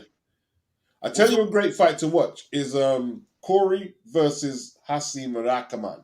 That was a good fight, man. Great fight. Corey's a champion in this era. Easy. That's what I'm saying. Like that's why I don't even go to the bring Lennox. Nah, I know Lennox would do good in this era. I know that. I know Evander would do good in this era. I know that. You fucking kidding me? With these Ruslan fight furs running around, he'll beat the shit out them guys, bro. Dog. David too is sleeping motherfuckers in this era. I'm trying to tell you. Will says, imagine Gerald McClellan in his prime today. I'm trying to tell you, bro. Edwin Valer, bro, that's what I mean. Like McClellan versus Charlo, Jamal. No, I said, yo, if you took John Mugabe in a time machine and put him in this era, he'll own that bitch, bro. He'll own that bitch. Oscar in his prime would be terrorizing people today. Man, give me Paul Williams at 54 and 60. No, even old school Maravilla in his prime with 2 good legs under him. A lot of guys don't get past him, bro. A lot of guys, no, they won't. Not these polite ass motherfuckers. It ain't gonna be no room for no Bakram Murtazalievs around here, bro. Like a prime Jermaine Taylor. Give me a prime Chavez at 160. He's beating Munguia. Prime Jermaine Taylor probably beats Jamal 9-3. We give Chavez a lot of shit, Jules. but he did fight a prime Sergio. He got in there with tough dudes like Fonfara and all them. Look at this fucking 160 now compared to Chavez. Trying to tell, I was about to say, take James Toney, put him in today's middleweight division, and tell me he's not undisputed. Yeah, easily. Mike McCallum, Harold Graham, bring Harold Graham from the UK, make all of them look stupid. No problem at all. Motherfuckers wouldn't know what to do. They'll leave. Like, I'm going to super middleweight. Fuck yeah. Fuck out of here, bro. They're quick boxing. Crazy. On that note, gentlemen, I'm gonna go touch my wife's butt. That sounds good. All right, fellas. Good night. Jules, have a good night. Thanks for having me on, brother. No problem.